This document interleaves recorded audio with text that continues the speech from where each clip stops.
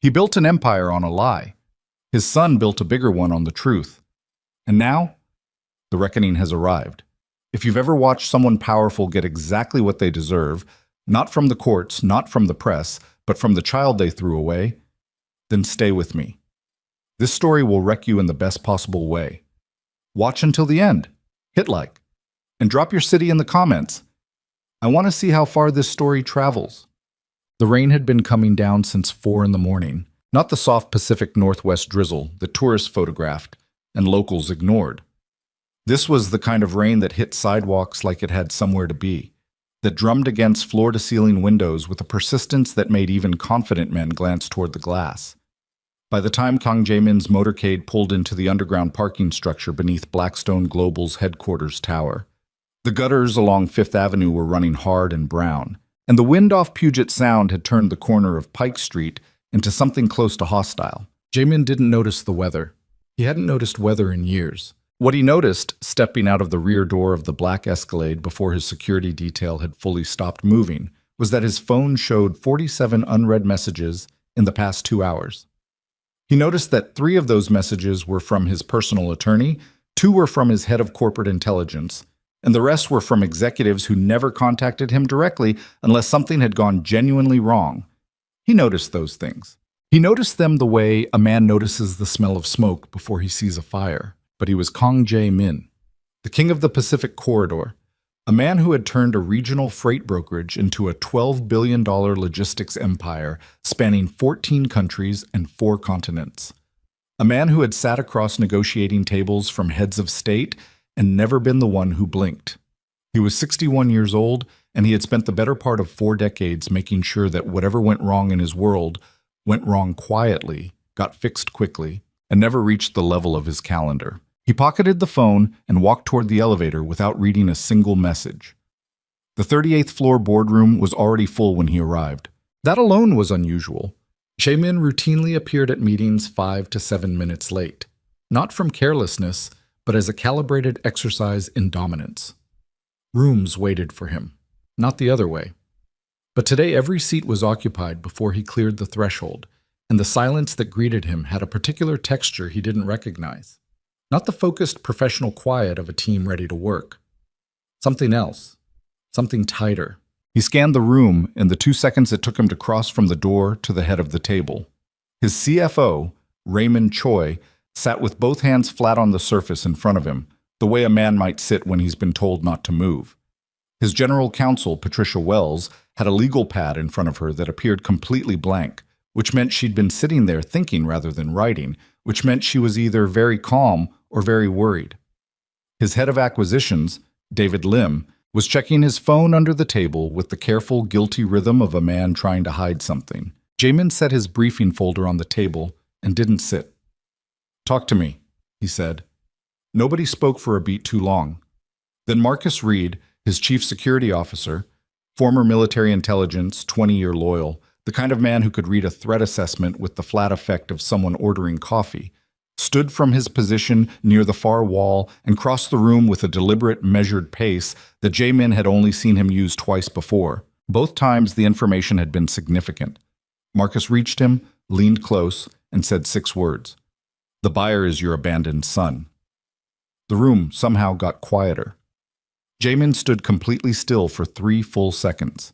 Then he pulled back his chair, sat down with the careful precision of someone managing a physical injury, and folded his hands on top of the briefing folder. "Clear the room," he said. Nobody argued. They filed out in the professional, eyes-forward manner of people who understood they had just been witness to something they would be smart to pretend they hadn't seen.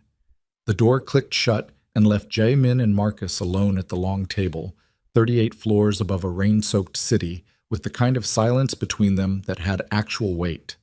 Jae-min looked at the folder he hadn't opened. "How certain are you?" It wasn't a question. The inflection was flat. The flatness was deliberate.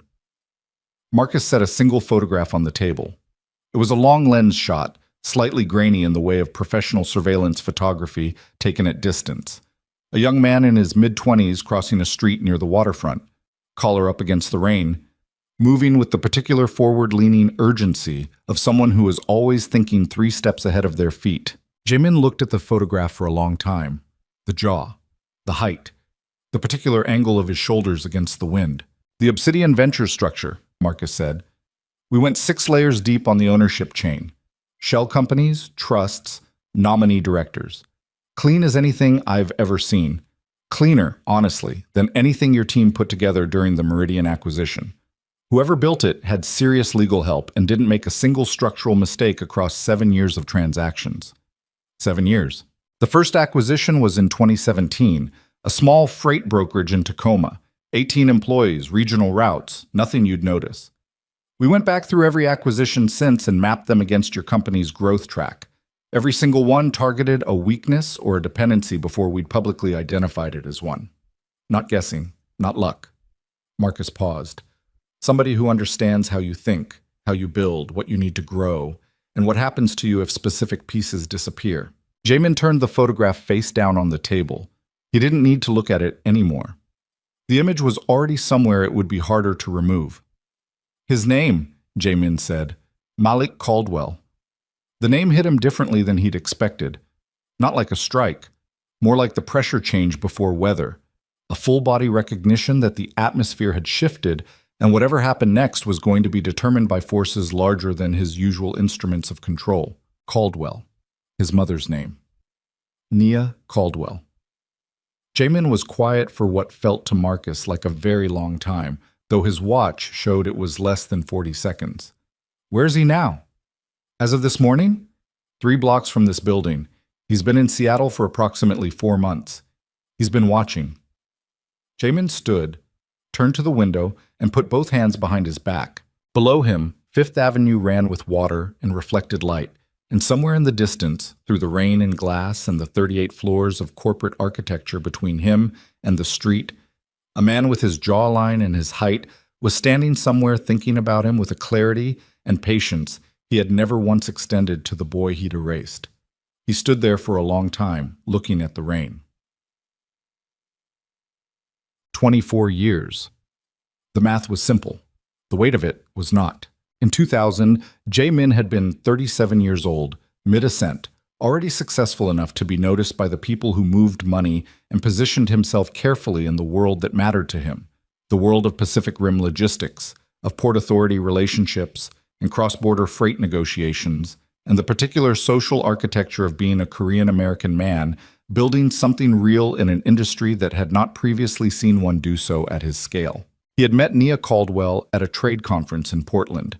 She was there as a consultant attached to a mid-size freight software company, sharp and funny and completely unimpressed by him in a way he wasn't prepared for, and he had pursued her with the same systematic intensity he brought to business development because it was, by then, the only mode he had. What followed was not simple and was not casual. It lasted 3 years. They were married quietly, a civil ceremony in a county courthouse in Multnomah County on a Thursday in February, 2 witnesses, no press.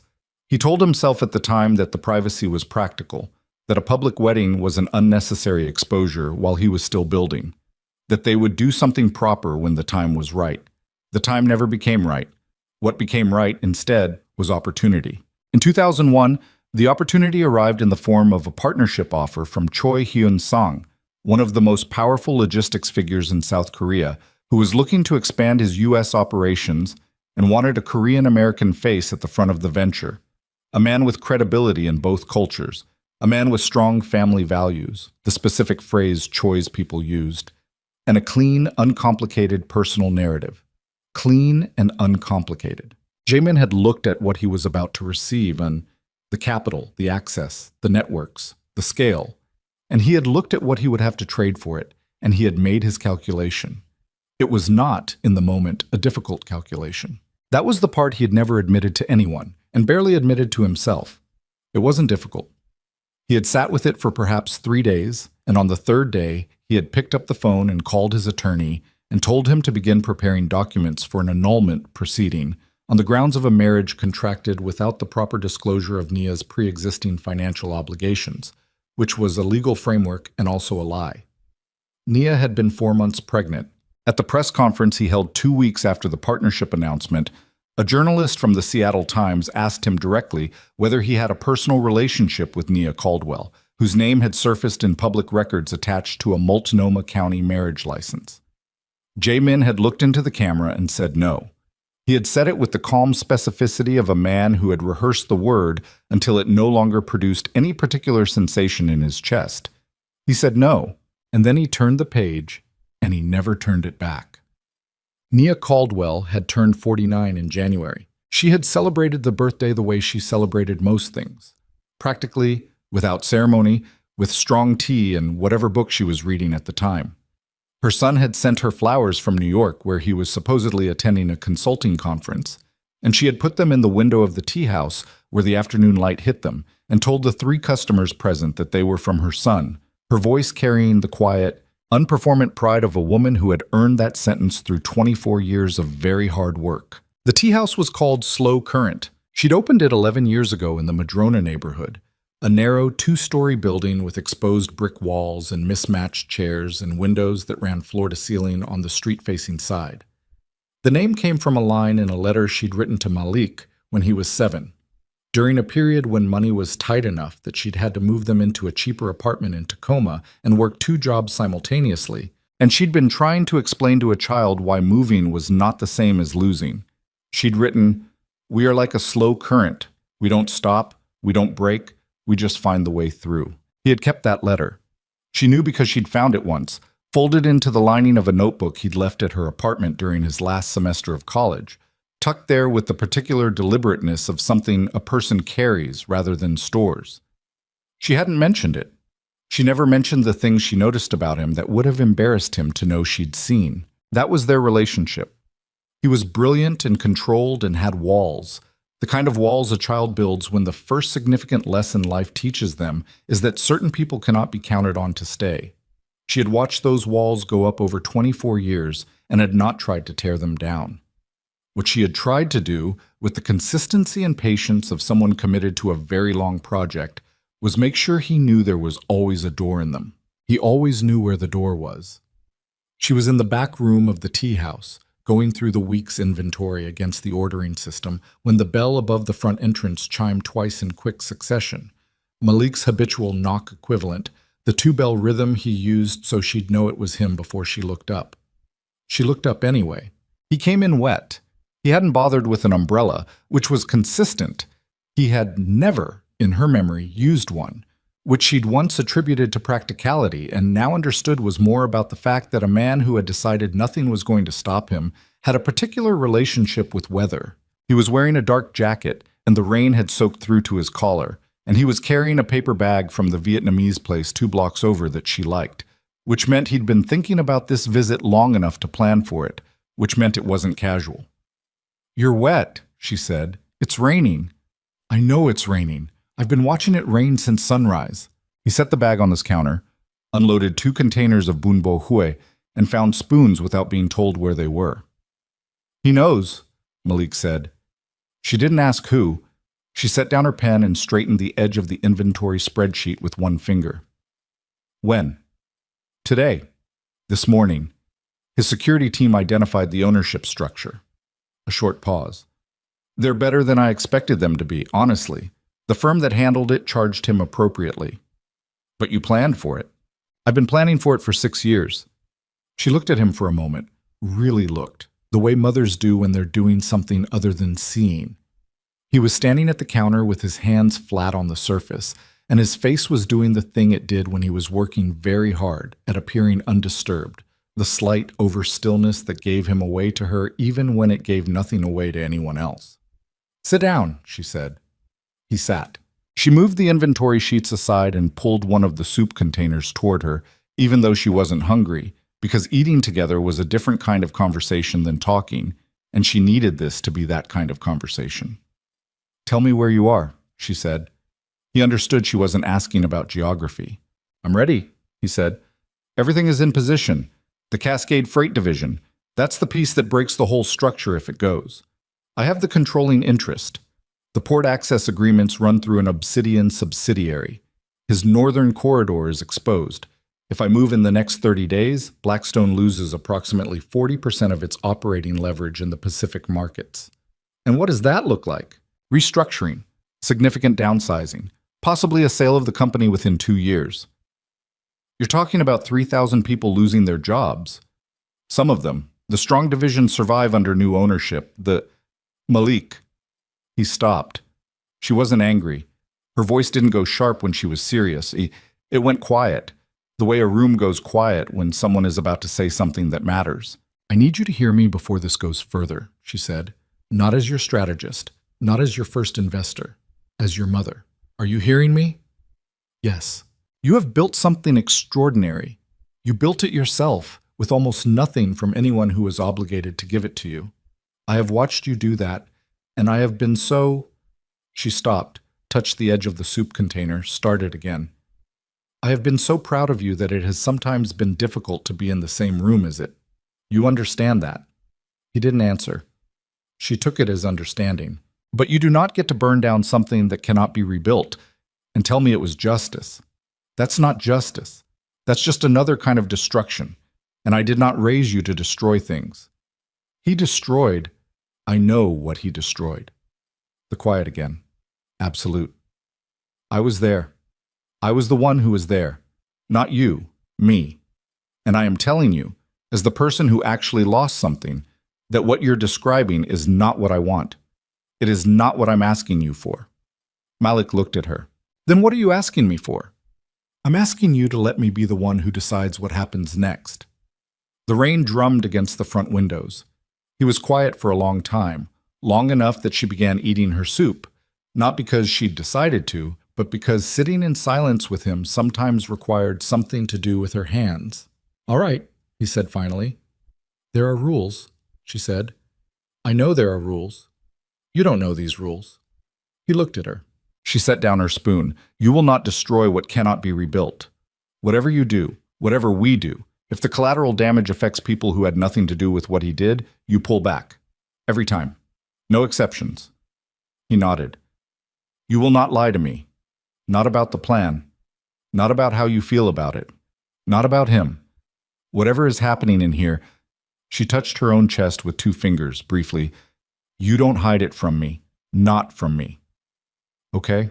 You will not contact him without my knowledge. Not directly, not through intermediaries, not through lawyers, not through the press. If there is communication with Kang Jaemin, it comes through me. My terms. My timing. A pause. And if he ever comes asking for forgiveness, he won't. If he does, she said, I am the one who decides what that conversation looks like. Not you, not his lawyers, not his PR team, me. Malik looked at the window for a moment, then back at her. And what are you going to do with those terms? She picked up her spoon again. I'm going to hold them very carefully, she said. And so are you. They ate the rest of the soup mostly in silence, and the rain kept coming, and slow current filled with the afternoon smell of tea and wet pavement. And across the neighborhood, somewhere in the direction of the waterfront, the lights of Blackstone Global's tower glowed through the gray, like something that had not yet figured out it was already on fire. But Jaemin did not go home that night. He sent his driver away at 7:30 and remained in the building, in his private office behind the boardroom, with the lights low and a glass of water he hadn't touched. Marcus stayed outside the door without being asked to. There were people Jaemin could have called. His attorney, his communications director, the crisis management firm he retained at significant annual expense for precisely these categories of emergency.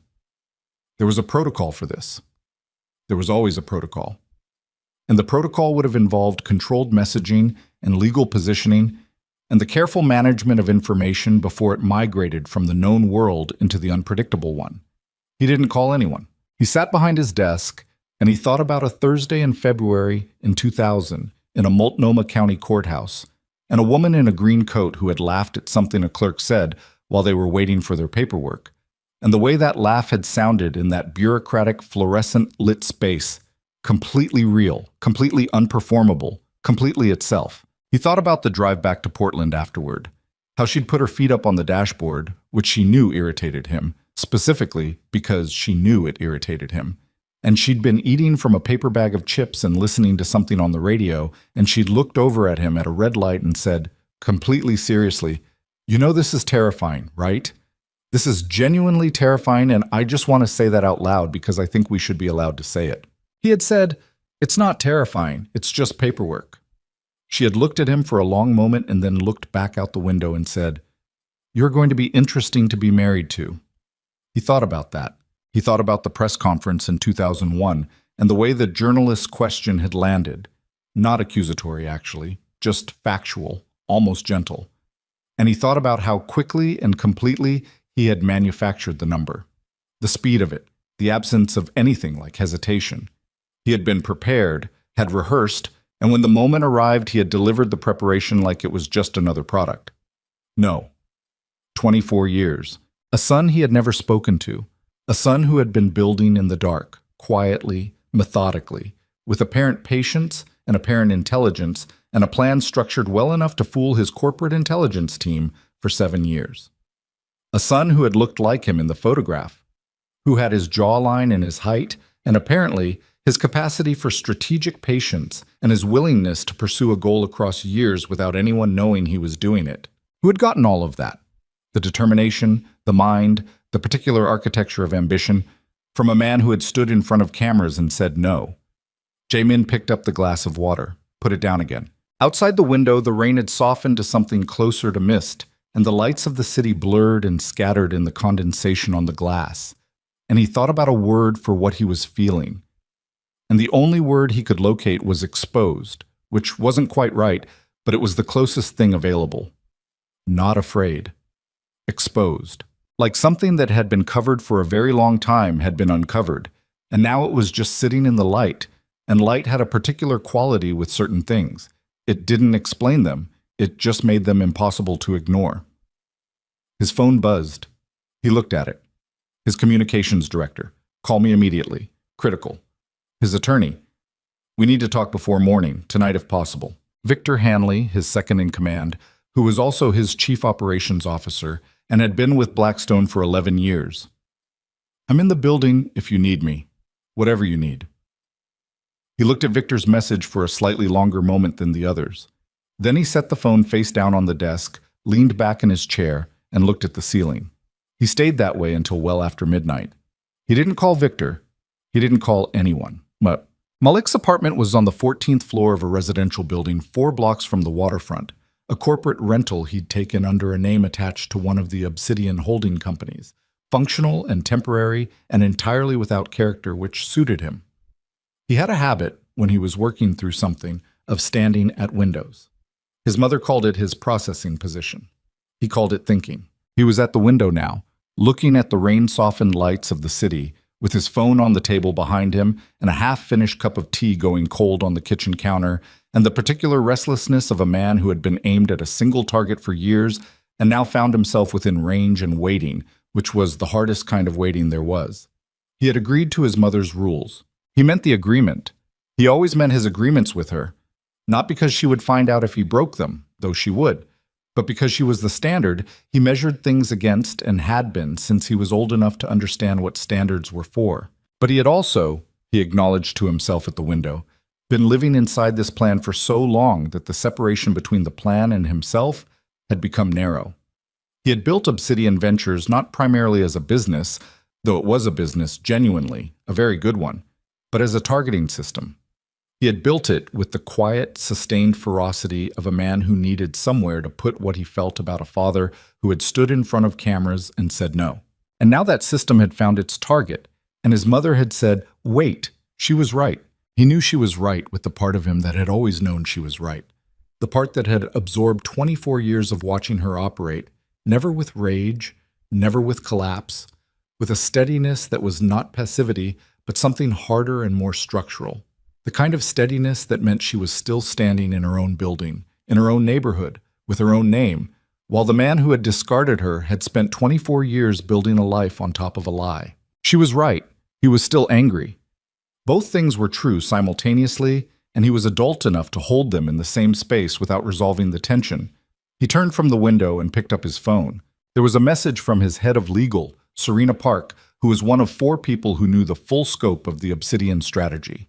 Serena had been his first hire, 6 years ago, a corporate attorney with a background in hostile acquisitions who had listened to his complete plan over 7 hours in a conference room in Manhattan and then said, with the professional equanimity of someone who found interesting problems genuinely interesting. This is achievable. It'll take the better part of a decade, and you'll need to be right about every major assumption. Are you right about every major assumption? Basic. He had said yes. She had said, let's start with the ownership structure. Her message tonight read, his security team confirmed the connection 90 minutes ago. My sources inside Blackstone say Jae-min went dark. Didn't call his communications team, didn't call his crisis managers. Went to his private office alone. That's unusual. That's not how he normally handles threats. What do you want to do? Malik looked at the message. Then he typed back. We wait. A pause. Then Serena. Your call. I'll hold everything at current status. Let me know when that changes. He set the phone on the table. The city glittered in the rain. Somewhere in that city, in an office 38 floors above the street, his father was sitting alone with something Malik had spent 6 years building toward delivering. He had expected to feel satisfaction. What he felt was more complicated than that, and he stood at the window in the dark for a long time, not quite naming it, the tea going cold on the counter, and the rain starting to ease and the lights of Seattle burning through the glass with the patient, indifferent brightness of a place that would still be there in the morning, regardless of what any particular man decided to do about his ghosts. It started coming apart 3 days later. Not Obsidian, not Malik's position, Jamin's. The story broke in a financial news outlet. Not the full story, just the edge of it. A short piece about unusual acquisition activity in Pacific Freight Logistics pointing toward an undisclosed investment entity with holdings distributed across 6 Blackstone dependencies. The piece was careful, speculative, sourced anonymously. It asked questions rather than making claims. It was enough. By the end of the business day, Blackstone's stock had dropped 4%. By the following morning, 3 institutional investors had requested briefings. By the end of the week, 2 of Blackstone's major Port Authority partners had quietly initiated conversations with their legal teams about the terms of their operating agreements. Jamin appeared publicly twice during this period, both times at previously scheduled events, both times with the composed, controlled effect of a man who treated markets the way he treated weather, as a condition to be managed, not feared. He answered questions with the calibrated precision of someone who had been managing public narratives for 30 years. But inside the building, Jae-min was moving differently. He had spent the 3 days after Marcus's revelation working through the documentation his intelligence team had assembled on Obsidian Ventures and Malik Caldwell, and what he found there, the intelligence of it, the architecture, the patience, had done something to him that market pressure and media attention and board scrutiny had never quite managed to do.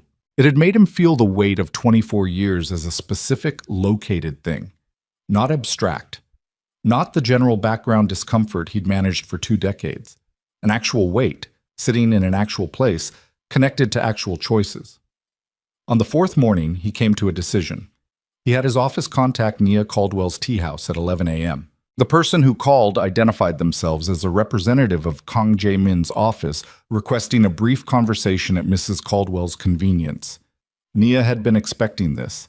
She had not expected it quite this quickly. She set down the cup she was holding and looked through the front windows at the street for a moment. Tell him I'll consider his request, she said. And when might... I'll consider it, she said. I'll be in touch. She hung up the phone. At the back table, a regular customer looked up from his laptop.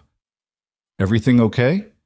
Everything's fine, Nia said, and went back to cleaning the counter with the calm, methodical attention of a woman who had been waiting 24 years for this particular moment and had absolutely no intention of letting anyone else set the terms of it.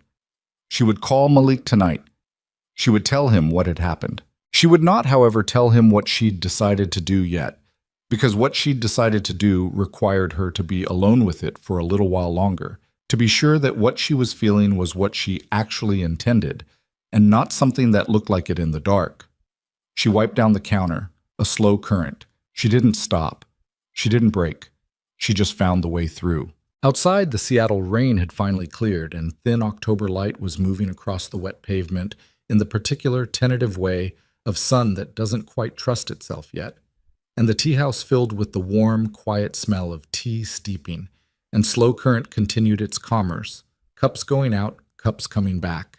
And nobody who walked past the windows that morning would have known, looking in, that the woman behind the counter was standing at the exact center of a reckoning 24 years in the making, that she had already decided, that the only question remaining was whether the man she was about to face had any idea what it cost to sit at the table.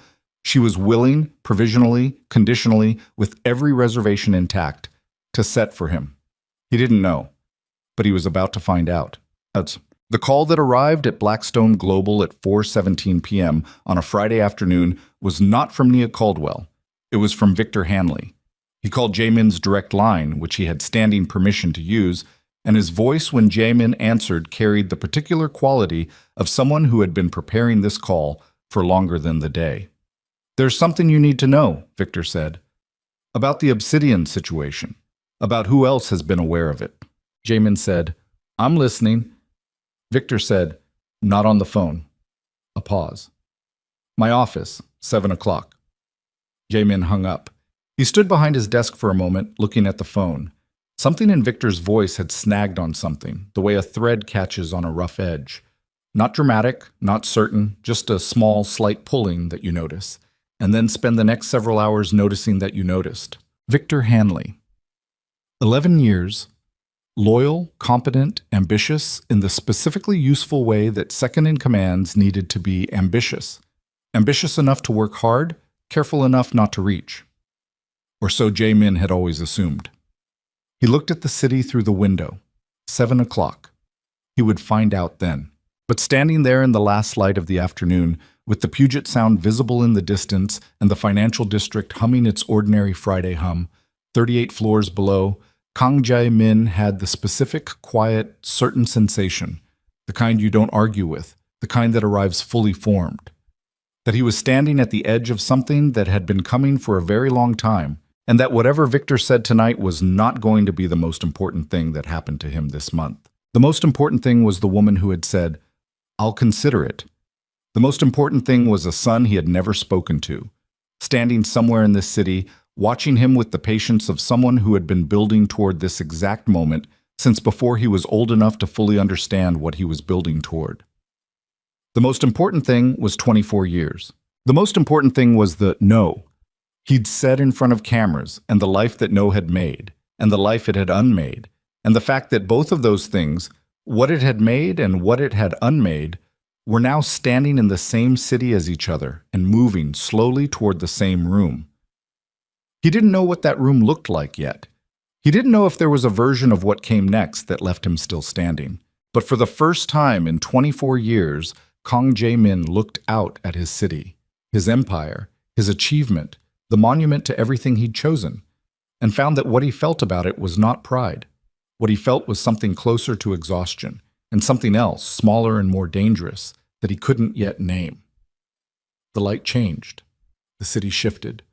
Friday moved toward evening, and somewhere 3 blocks away, in a tea house called Slow Current, a woman set 2 cups on a windowsill and looked at the light coming through the glass and began, quietly, to decide exactly what kind of table she was willing to set. Victor Hanley arrived at Jaemin's office at 6:53, 7 minutes early. That was the first thing.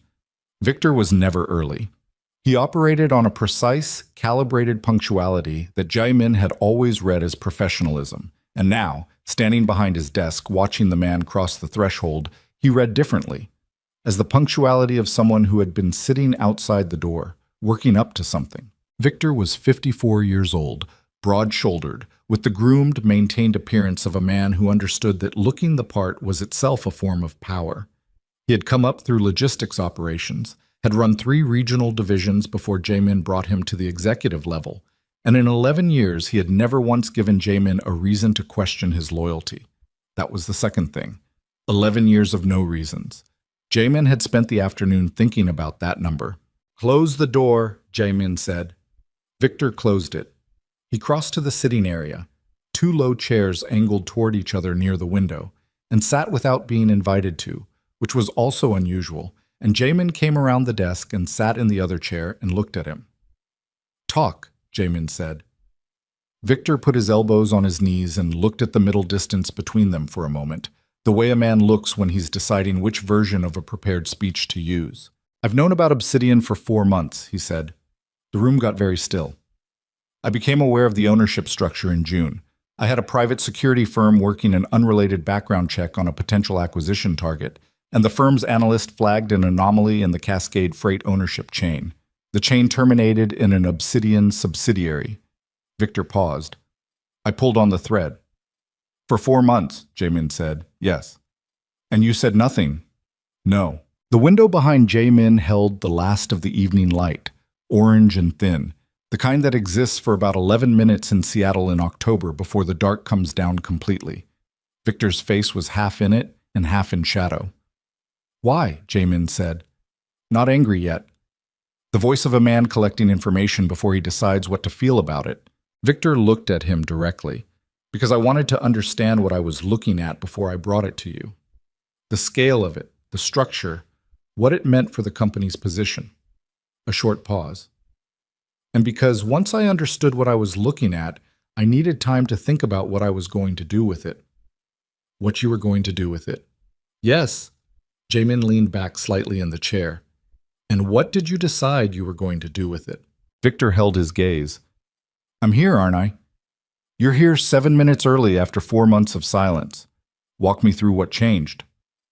Something moved across Victor's face, not guilt exactly, more like the controlled expression of a man releasing something he'd been holding at cost. I made contact with Obsidian, he said, 3 months ago. Through an intermediary. I wanted to understand what they wanted, what the end game was, whether there was a conversation to be had. Jamin said nothing. I met with one of their people, a lawyer named Serena Park. She was professional, careful. She confirmed that Obsidian had a specific strategic objective related to Blackstone's Pacific Corridor holdings, and that the timeline for moving on that objective was within the current fiscal year. Victor stopped. She also told me, not explicitly, but clearly enough, that there was a version of this outcome in which certain executive positions within the restructured entity could be retained, depending on how cooperation was structured. The silence this time was different in quality from the previous ones.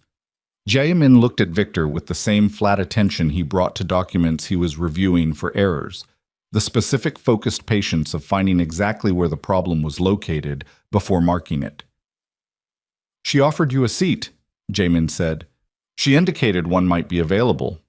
And you came here tonight to tell me this because I went back to them 2 weeks ago. I told them I was prepared to provide internal documentation that would accelerate their position significantly. Operational structure, dependency mapping, the Port Authority Agreement terms. Victor's jaw was tight.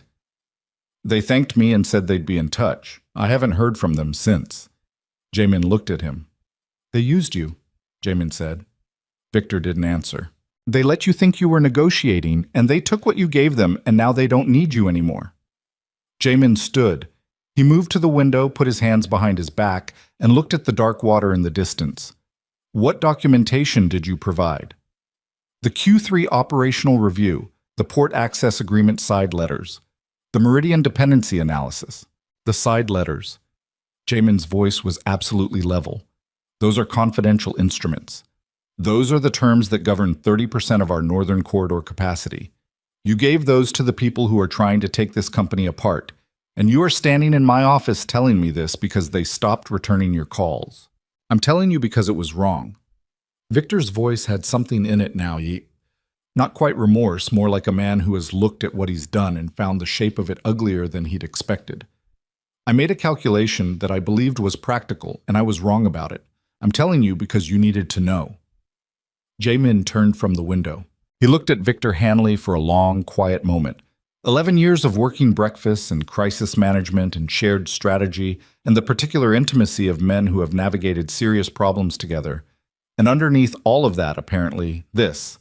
A man who had decided his own survival mattered more than the loyalty he'd accepted compensation for. You're suspended, Jamin said, effective tonight. You will not access company systems. You will not contact company personnel, and you will not speak to anyone, about what you've just told me until I have spoken with legal. Do you understand? Victor stood. Jamin, do you understand? A long beat. Yes, Victor said. He crossed to the door, stopped with his hand on the handle. For what it's worth, he said, not turning around. When I found out who Obsidian actually was, who specifically was behind it, I thought about walking away from the whole thing. I thought about it for a long time. Jamin looked at his back. But you didn't, Jamin said. Victor opened the door and left. Jamin stood in the middle of his office for a moment, then went to his desk and picked up the phone and called Marcus Reed. I need a full audit of every system Victor Hanley accessed in the last 6 months, he said, tonight. And I need to know how much damage those side letters can do in someone else's hands. Marcus said, I'll start now. One more thing. Jamin looked at the window. Find out if there's any record of contact between Hanley and the Obsidian organization prior to June. I want to know if 4 months is the real number or a comfortable one. He hung up. He stood at the desk for another moment, and what moved through him was not quite anger. It was something more structural than that, a deep, load-bearing shift, the kind that happens when something you'd built a significant portion of your understanding of the world on turns out to have been sitting on compromised ground. He had trusted Victor Hanley. He had trusted almost no one, and Victor had been one of them. He sat down, opened his laptop, and began reading the Q3 operational review from memory, mapping what was in it against what Obsidian's team could build from it. And the picture that assembled itself was not good, and he sat with it until after 10 o'clock when Marcus called back and told him the preliminary audit showed Hanley's access to the side letters had occurred twice, once in the documented period and once 14 months ago. 14 months ago. Thank you, Jamin said, and hung up, and sat in the dark office for a while longer. Nia called Malik at 9:15. He picked up on the second ring, which meant he'd been waiting for it. He reached out, she said. A short silence. I know. Serena flagged the call to your tea house. You had people monitoring my business line. I had people monitoring his outgoing communications. Your number came up in the log. A pause. I should have told you that was happening. Yes, she said. You should have. She was sitting at the small table in her apartment above the tea house, a cup of tea in front of her that she'd been reheating twice without drinking. The apartment was quiet and worn in the specific way of a space that had housed someone's actual life for a long time. Books stacked in ways that made sense only to her, a coat on the back of a chair, shoes by the door in a particular order. He reached out faster than I expected, she said. I know. It means something knocked him off his usual approach. She considered that. What knocked him? Victor Hanley. A pause, and she could hear Malik deciding how much to tell her, which she recognized immediately and waited for him to stop deciding. Hanley made contact with Serena 3 months ago. He offered internal documentation in exchange for a position in the restructured entity. And you took the documents. Serena took the meeting and assessed the situation. We took the documents that were useful and declined to proceed further with Hanley. You used him and dropped him. We didn't solicit his cooperation. He came to us. Malik. She set down the cup. That is the kind of thing you should have told me. The silence on his end had a particular texture, not defensive, more like a man who knows he's right, and also knows that being right is not the point. You're right, he said. I should have. Did you know it would send him back to Jayamin? I thought it was possible. Did you plan for it? A longer pause. The documents Hanley provided gave us the side letter terms on the port access agreements. With those terms, we can accelerate the Cascade freight position significantly. We don't need another month. We can move in 2 weeks. Nia was quiet. That wasn't what I asked you, she said. No, Malik said. I knew it would send him back. She stood up and walked to the window and looked at the street below. Wet and quiet at this hour, the tea house dark, a single streetlight making a circle on the pavement. You are using people, Malik. I'm running a strategy. Those are the same thing and you know it. Her voice was still quiet. It hadn't moved. Victor Hanley is a man who made a bad choice, and you accelerated his collapse deliberately and sent him back into that building knowing what it would do to his standing there. That man has a life. That man handed over confidential documents to a competitor. He made his own choices. Yes, and you shaped the conditions that made those choices feel available to him. She turned from the window. I'm not defending him. I'm telling you there is a difference between what you said you were doing and what you are actually doing. You said you were building a case. You are running people. There is a cost to that, and it does not only land on the people who deserve it. The line was quiet for a moment. What do you want me to do? He said. I want you to tell me the full picture, not the version you've decided I should have, the complete picture. Another pause. Then Malik began to talk. He talked for 22 minutes. He told her about the Hanley contact and the side letters. He told her about the acceleration of the Cascade freight timeline.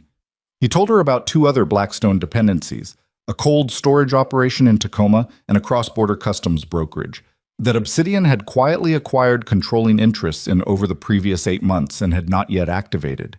He told her that with all three positions live, Blackstone's Northern Pacific corridor would effectively be inoperable within 60 days. Not destroyed, not bankrupted. Inoperable. Dependent on terms dictated by Obsidian. He told her that the position was strong enough now that Jamin had no counter that didn't involve significant loss. When he finished, she was standing at the kitchen counter with her hand flat on the surface, and the tea had gone fully cold.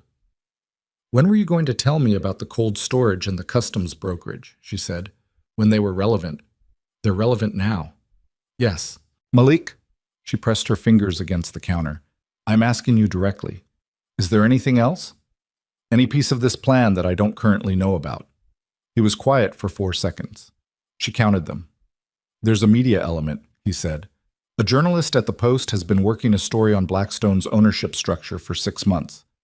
I've been facilitating her access to certain public documents. Nothing confidential, nothing illegal, but I've been helping the story develop. What story?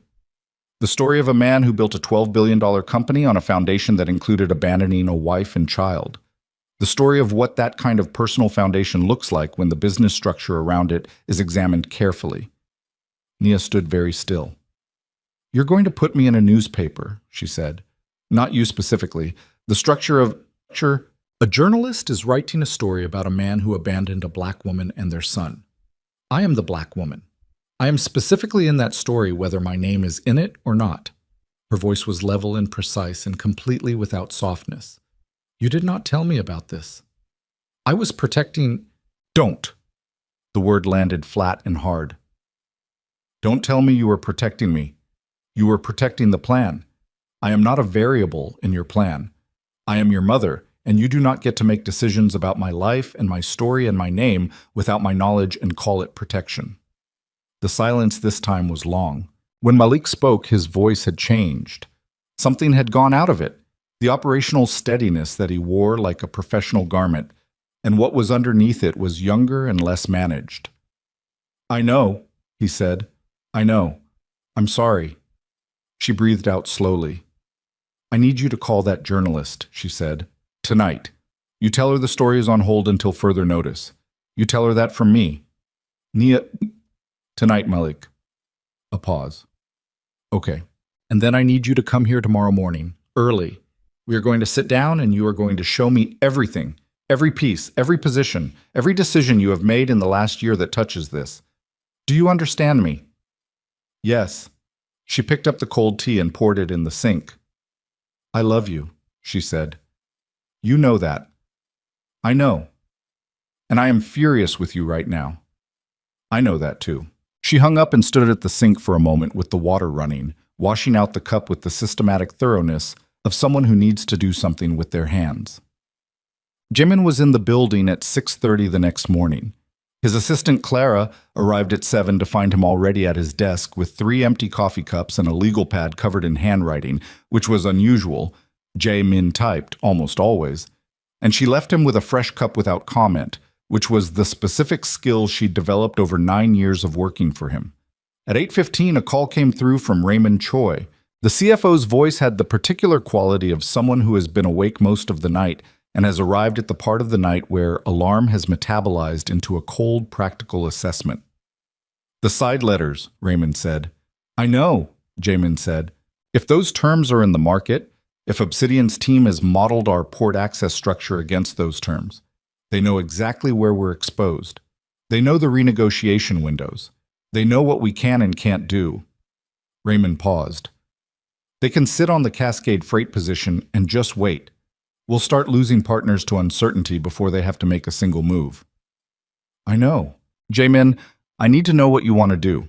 The board is going to ask for a meeting by end of week. I can delay it, but not past Friday. Set it for Thursday. And what do I tell them? Tell them I'll have a plan.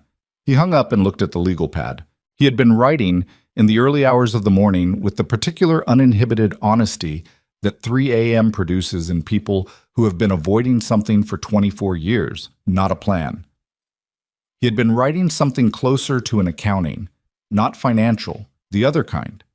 The things he'd traded and what he'd gotten for them.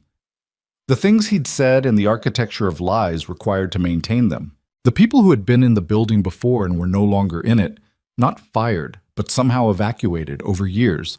The ones who had known about Portland, who had been around in 2001, who had been quietly managed away from proximity to anything that might surface what he'd done. He'd been thorough. That was the word he'd used to himself at the time. Thorough.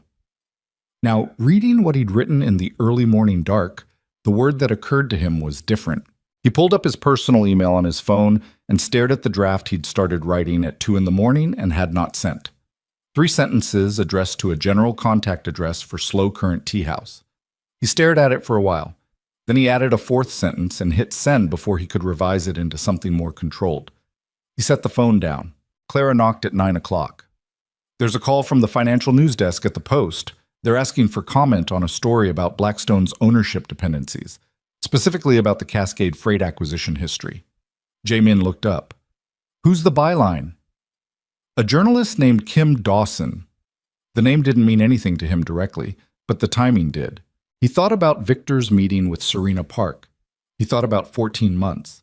He thought about the side letters and the cold storage operation and the fact that whatever was coming had been built out of view, piece by piece, by someone who understood that the most effective kind of pressure was the kind you didn't feel until it was already structural. Tell her we'll have a statement by end of business, he said. Clara nodded and left. Jamin looked at the phone, sitting face up on the desk, with the sent message confirmation still on the screen. 4 sentences. He had not asked for anything in those 4 sentences. He had not made any offers or any defenses. He had said only that he understood an approach had been made to her office, that he was not asking for a meeting, that if she chose to speak with him, he would come to a location of her choosing, at a time of her choosing, with no staff and no security, and that he was not sure what the appropriate word was for what he owed her, but he understood that it was more than he had ever been willing to pay. He did not know if she would respond. He did not know if he deserved a response. What he knew, sitting at the desk on which he'd built $12 billion of legitimate commercial enterprise, was that somewhere in this city, a man with his jaw and his height had been watching him for 4 months, and had not, yet, moved.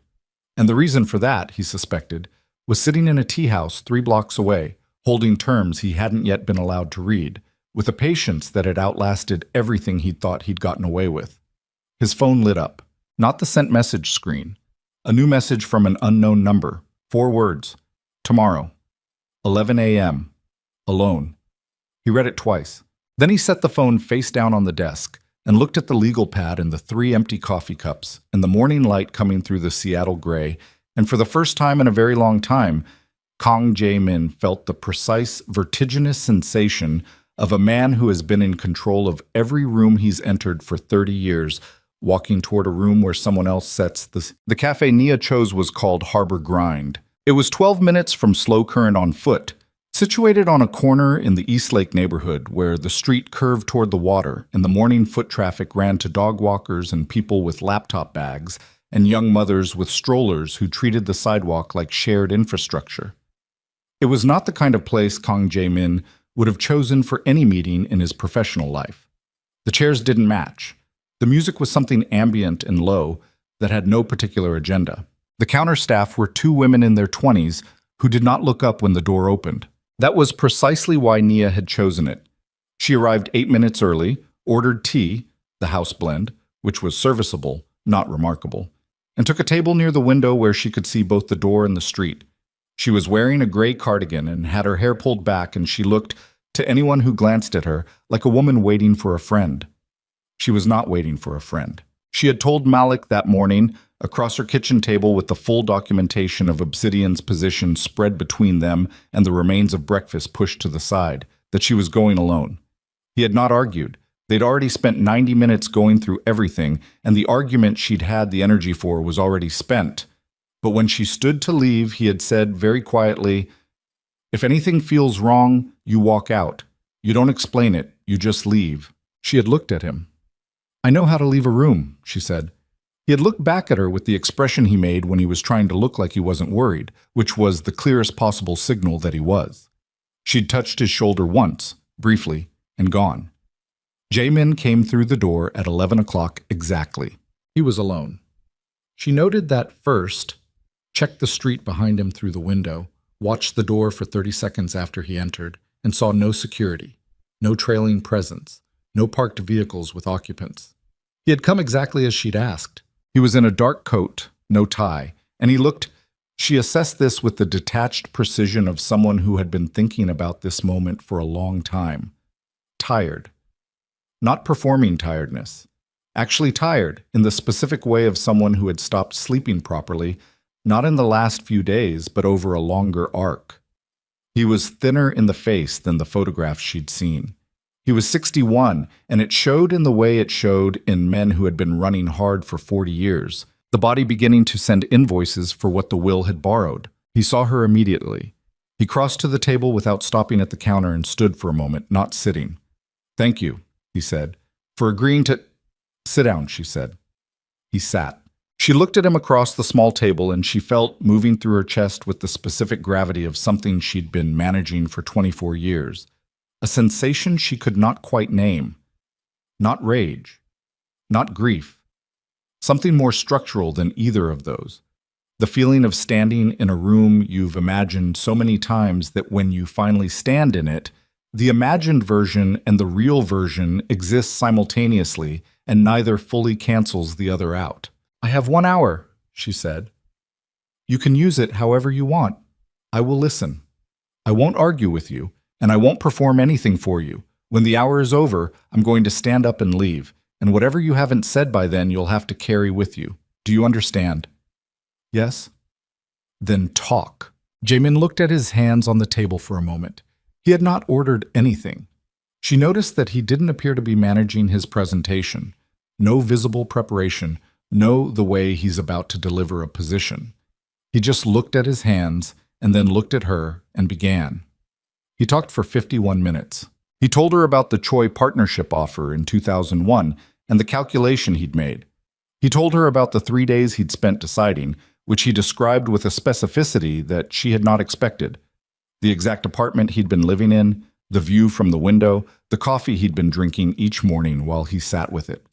He told her that what he'd felt during those 3 days was not, as he had told himself for 24 years, a strategic assessment.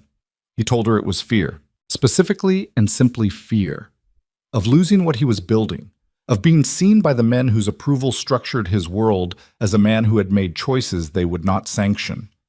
Fear of being Korean American in an industry still shaped by men who found that combination conditional, and of adding to that conditionality a Black American wife and a mixed-race child, and of watching everything he was reaching for move away from him. He told her that the fear had not felt, in the moment, shameful. It had felt practical. He addressed it in practical language and practical logic and practical execution, and he had performed that practicality so thoroughly and for so long that he had eventually stopped being able to locate the fear underneath it. He told her about the press conference. He described the journalist's question with the particular clarity of a man who has replayed something thousands of times. He told her he had said no with no hesitation, not because he was certain, but because certainty was what the moment required, and he had manufactured it the way he manufactured everything, through preparation and control, and the absolute refusal to let the inside show on the outside. He told her he had thought about her, irregularly, not constantly, but with a frequency that had not diminished the way he'd expected it to. He told her he had thought about the courthouse and the green coat and the chips in the car on the way back, and that those thoughts had functioned over the years not as guilt exactly. He was honest about this, which she noted, but as a specific kind of weight that he had learned to carry without acknowledging he was carrying it. He told her he had not thought about the boy often. That was the hardest part to say, and she could see it cost him something to say it accurately rather than in a version more favorable to himself, and she sat with it and did not respond to it. He said, I didn't let myself think about him because thinking about him required thinking about what he was growing up inside of. And I couldn't think about that and keep doing what I was doing. So I didn't. Nia looked at him. She said nothing. He said, I don't know what I'm asking you for. I don't think I have the right to ask you for anything. I came here because you gave me an hour and I wanted to use it honestly, whatever that is worth to you. She looked at him for a long moment. Then she picked up her tea, which had gone cold, and drank the last of it, and set the cup down with the specific deliberateness of someone completing an action. She stood. His hour was not over. She had 4 minutes remaining. She used them to put on her coat, button it carefully, and pick up her bag. Jae-min sat at the table and watched her do this, and did not speak, which was the first sign she'd seen that he might, in fact, understand what she'd told him. She wasn't there to negotiate. She wasn't there to respond. She was there to let him speak the truth out loud into the air of an actual room where it would be real in a way it couldn't be inside his head. And then she was going to leave him with it. She left him with it. She walked out into the East Lake morning without looking back, and the door swung shut behind her, and she stood on the sidewalk in the cold air for a moment, with her hands in her pockets and her eyes on the middle distance, and she breathed in and out 4 times, steadily, and then she began walking back toward Slow Current. She did not cry. She had done her crying for this particular subject across a span of years in which she'd also raised a son and built a business and rebuilt her financial life from essentially zero, and the crying was finished. What she felt now was different and less legible, and she was not ready to name it. She walked. Behind her in Harbor Grind, Kang Jae-min sat at the table for a long time without moving. The ambient music played. The counter staff talked to each other about something ordinary. He sat there until a couple came in and looked around for available tables, and then he stood, left a 20 on the table for the tea he hadn't ordered, and walked out into the cold. The story broke at 4:17 p.m. Not the Post, not Kim Dawson's piece, which was still, per Malik's instruction 2 nights before, on hold. A different outlet, a financial blog with serious institutional readership, run by a former Wall Street analyst named Carson Reed, who had 600,000 subscribers and a reputation for accuracy on corporate ownership structures. The headline read, Blackstone Global's Pacific Corridor, Who Actually Owns the Infrastructure? The piece was careful and sourced.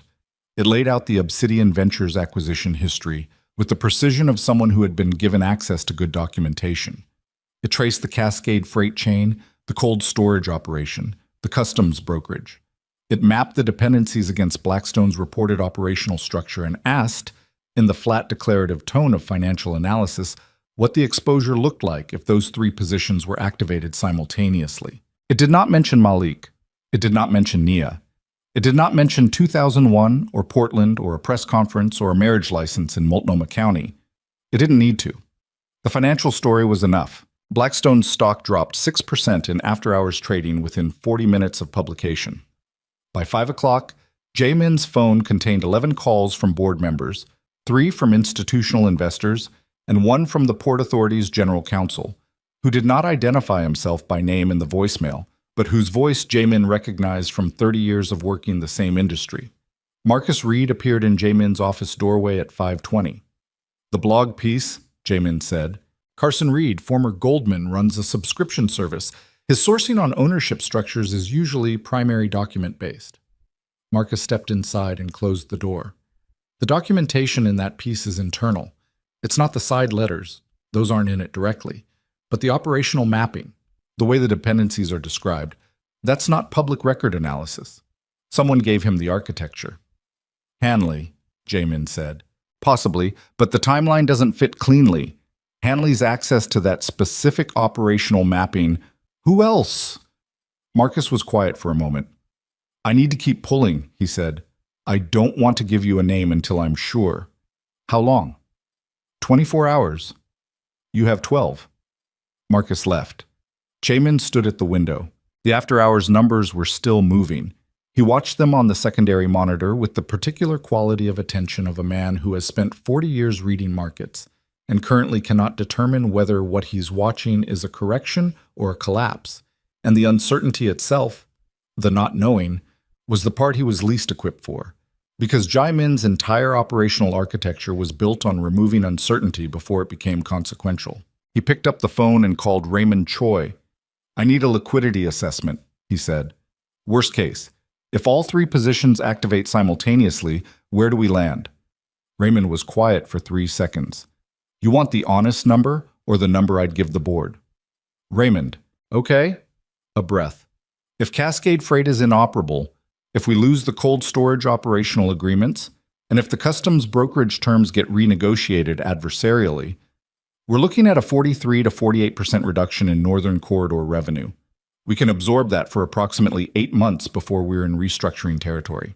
If investor confidence continues to erode, which it will if this keeps moving in the press, that window narrows to 5 months, maybe 4. And if we try to buy back into any of those positions at current market, we'd be buying at a premium we set by our own exposure. Whoever holds those positions knows exactly what they're worth to us." Raymond paused. "Jamin, whoever built this, they didn't build it to sell it back to you. They built it to have the conversation you don't want to have." Jamin stood at the window. "I know," he said. He hung up.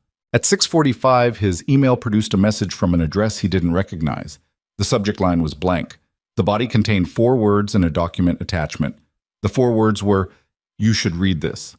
The attachment was a 14-page brief. He opened it. It was the story Kim Dawson had been building for 6 months. The full version, not the piece that was on hold. The version with sourcing. The version with the Multnomah County marriage license and the 2001 press conference transcript, and a timeline of Nia Caldwell's financial circumstances in the years following the annulment, and a detailed account of Malik Caldwell's professional history from his first job out of college to the founding of Obsidian Ventures. It was meticulously documented. It was also, he understood immediately, not published. Someone had sent him the draft. He read it once, quickly. Then he read it again slowly, and the second read was different from the first because the first time he was assessing it as a document, what it contained, what it proved, what it could do, and the second time he was reading it as a record of something that had actually happened in the actual world to actual people. And the distance between those two modes of reading was the distance between the man he had been for 30 years and something he couldn't yet name, his son. The document described his son with the specificity of good reporting. Not warm, not hostile, just accurate. The details of what Malik had built, the intelligence of how he'd built it, the particular sustained patience of a man who had started a plan in his mid-20s and executed it over 7 years without a single material error. Jamin sat at his desk. His phone was ringing. He could see the screen, Raymond again, and a board member, and Clara from the front desk who never called this late unless something had broken through the ordinary channels of escalation. He ignored all of it.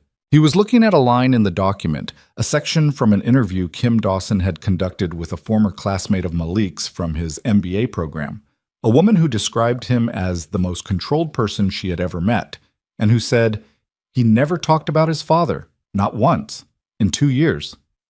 Every time something came up, family, background, anything personal, he would redirect so smoothly you almost didn't notice it had happened, like he'd been practicing that redirect his whole life.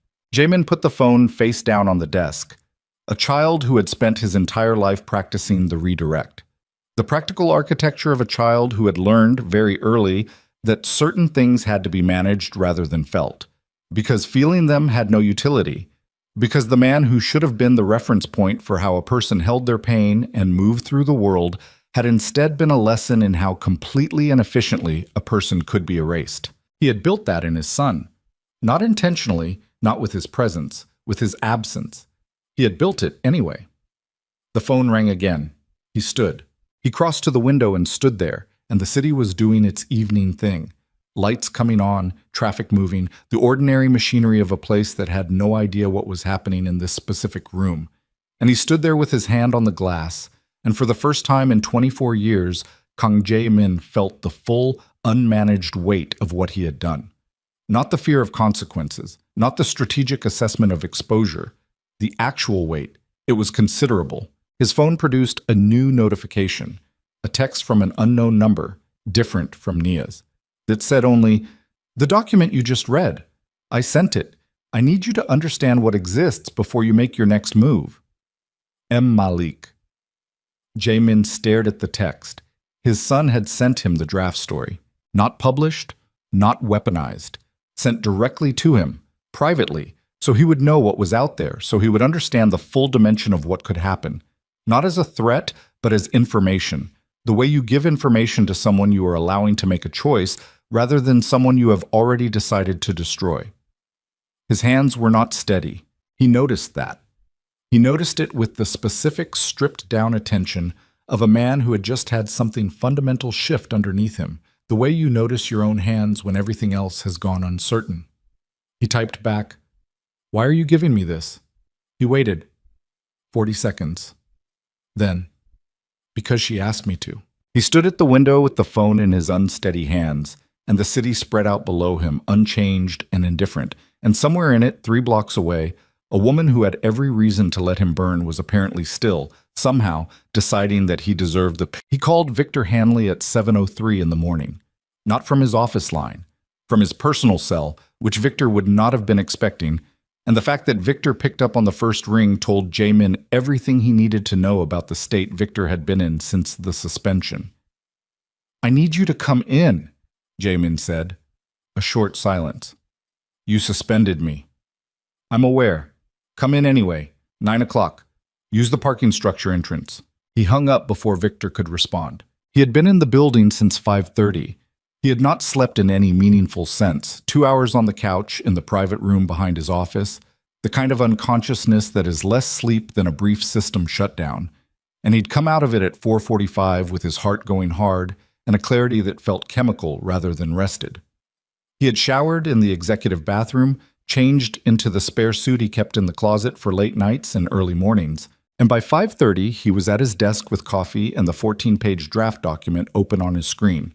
He had read it 4 times. Each time he read it, he found something he'd missed or not fully registered, a detail or a date or a particular phrasing that settled into him with new weight. The 4th read he had gone through slowly, paragraph by paragraph, and he had done something he hadn't done since he was a young man building his first business plan. He had annotated it. In the margins of the printed copy, in handwriting that was tighter and less legible than usual, he had written single words next to specific passages. Next to the section on Nia's financial circumstances in 2002 and 2003, he had written, "I knew." Next to the section on Malik's first year of college, which he'd attended on a combination of scholarship and a night job at a shipping depot in Tacoma, he had written, "I knew nothing." Next to the section describing Malik's founding of Obsidian Ventures, the anonymous structure, the 7-year build, he had written a word he crossed out immediately and rewrote, "deliberate." Then crossed that out too. Then written, finally, in smaller letters, "earned." He looked at that word for a while, then he picked up the phone and called Marcus Reed. "Victor Hanley is coming in at 9, he said. "I need you here for that conversation, and I need the full audit results before then." "I have them," Marcus said. "You're not going to like the number." "Tell me now." 14 months of irregular access. Not just the side letters and the Q3 review. He accessed the Port Authority relationship files, the individual contact histories, the personal terms we have with the 3 key commissioners. He accessed the Meridian integration roadmap. He accessed the company succession documentation. A pause. "Jae-min, the succession documentation includes your personal trust structure and the executive continuity provisions." Jae-min was quiet. "He wasn't just feeding Obsidian operational intelligence," Marcus said. "He was building a case for replacing you." The morning light was coming through the windows gray and thin, the particular colorlessness of Seattle in October, and Jae-min sat with the phone against his ear, and the weight of it moved through him differently than the other weights of the past week. This one was physical, actually physical, a tightening across his chest and shoulders that he recognized as the body's response to a specific kind of violation. Not market exposure, not reputational risk, personal. "Get here early," he said. "Ama?" Victor arrived at 8:52. He came through the parking structure as instructed, and Marcus met him at the elevator and brought him directly to the boardroom rather than Jae-min's office, which was deliberate. The boardroom was the room of record, the room where everything that happened had witnesses and weight. Jae-min was already seated at the head of the table. Raymond Choi was to his right. Patricia Wells, his general counsel, was to his left with a legal pad and the particular expression of a woman who has been briefed and is not surprised by what she's been briefed on. Victor stopped when he saw the configuration. His face did something, a rapid, involuntary recalibration. The expression of a man who had come in expecting a conversation and found a proceeding. "Sit down, Victor," Jamin said. Victor sat. He was wearing a jacket over an open collar, no tie, the specific dishevelment of a man who had been told to come in on short notice and had dressed for the ambiguity. He put his hands on the table and looked at Jamin steadily. "The audit," Jamin said. "I assume Marcus told you." 14 months, Jamin said. The side letters were not an impulse. The Q3 review was not opportunistic. You have been systematically extracting documentation from this company's most sensitive holdings for 14 months, Victor. You gave some of it to Obsidian Ventures and you kept some of it for yourself. He paused. "The succession documents. What were you planning to do with those?" Victor's jaw moved. "I was protecting myself." "From what?" "From exactly this." His voice went harder. "From a moment where you decided I was expendable. You do that, Jamin. You build people up as long as they're useful, and when the landscape changes you—" "I did not ask for your analysis of my management style," Jamin said. "I asked what you were planning to do with documents that contain my personal trust structure and executive continuity provisions." Silence. "Victor, I was building leverage," Victor said. "In case I needed it, that's all." "Leverage against me?" "Yes." The word landed in the room and sat there. Patricia Wells wrote something on her legal pad without looking up. Jamin looked at Victor for a long moment. 11 years, the working breakfast, the crisis management, the trips to Seoul and Singapore and Vancouver, and the particular shorthand of men who have navigated serious pressure together. And what he felt was not rage, because rage was for situations where something could have been different, and this could not have been different because it had already happened. And what you felt about things that had already happened was not the point. "Patricia will walk you through the legal position," Jamin said. "You'll have counsel provided. Everything you took, every document, every file, every copy, will be identified and recovered. If there's a version of this that doesn't end in prosecution, it runs through full cooperation. That conversation starts today." Victor looked at him. "That's it?" he said. 11 years, and that's it," Jamin said. Victor looked at him for another moment with an expression that moved through several things.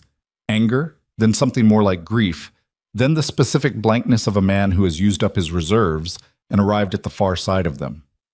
He nodded. Jamin stood, which was the signal the meeting was over, and left the room, and Marcus fell into step beside him in the hallway. "Board meeting is at 2, Marcus said. "I know. There are 12 reporters outside the building. Carson Reed published a follow-up piece at 6 a.m.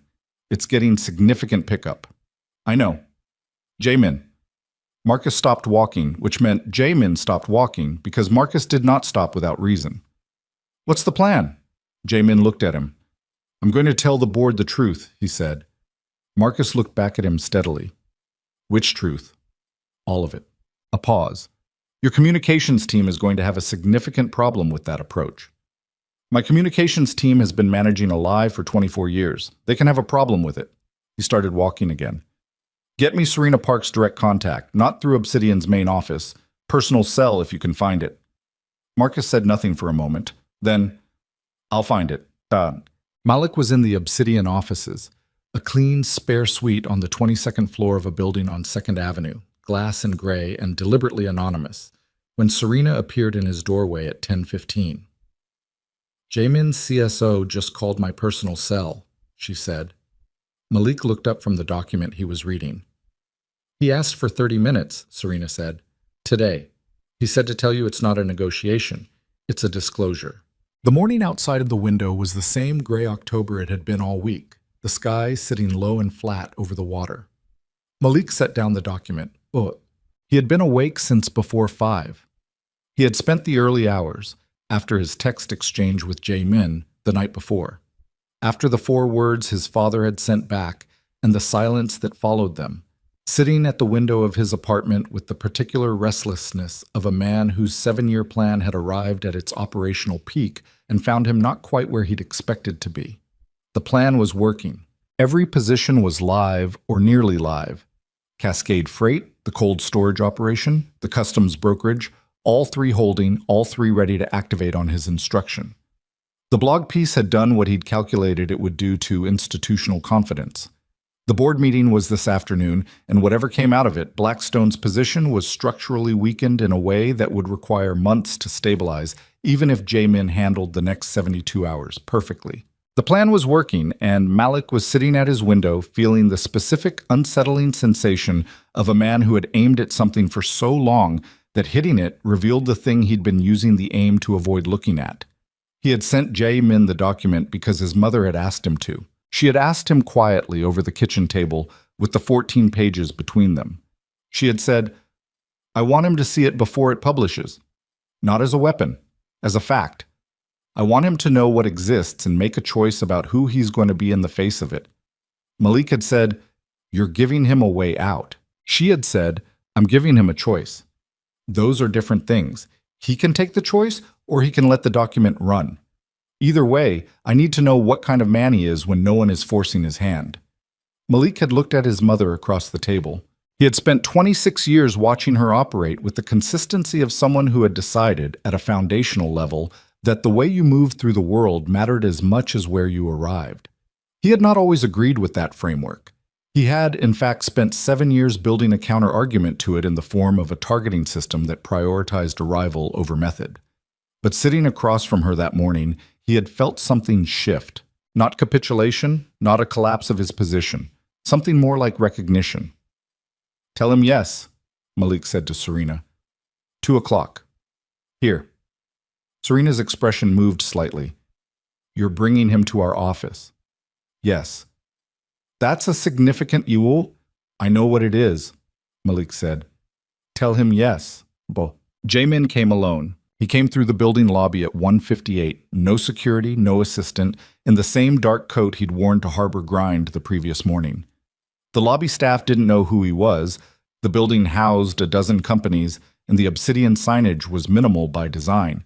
And he rode the elevator to the 22nd floor with the particular composed stillness of a man who had decided, somewhere in the past 18 hours, to stop performing composure and simply be still.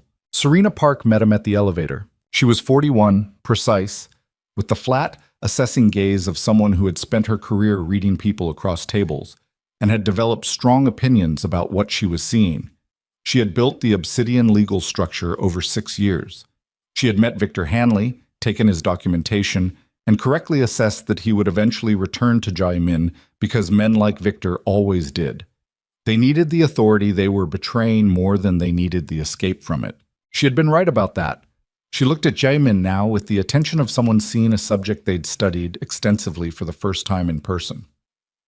"Mr. Kang," she said. "Ms. Park." He looked around the office briefly. The glass, the gray, the deliberate anonymity of a space that had been designed to reveal nothing. He chose his space well. "He chooses most things well," Serena said. She led him to the conference room. Malik was standing when Jamin entered. He was standing at the window, facing out, and he turned when he heard the door. And the two of them were in the same room for the first time in 26 years, which meant for the first time in any functional sense. And the silence that followed the turn had a specific, enormous weight to it, the weight of everything that hadn't happened in the space between them. Jamin looked at his son. The photograph had prepared him for the physical resemblance, and still the physical resemblance hit him in a way the photograph had not. Because photographs were documentation, and this was actual, present, breathing. The jaw, the height, the particular way he held his shoulders, all of it assembled in a living person who was looking at him with an expression that was not warm and not hostile and was more controlled and more costly than either. Malik looked at his father. He had told himself, over years, that this moment would be operational, that when it arrived he would be inside the plan, and the plan would structure his responses, and the distance he'd built would hold. He had told himself that, and he had believed it the way you believe something you have rehearsed so thoroughly that the rehearsal and the belief have become indistinguishable.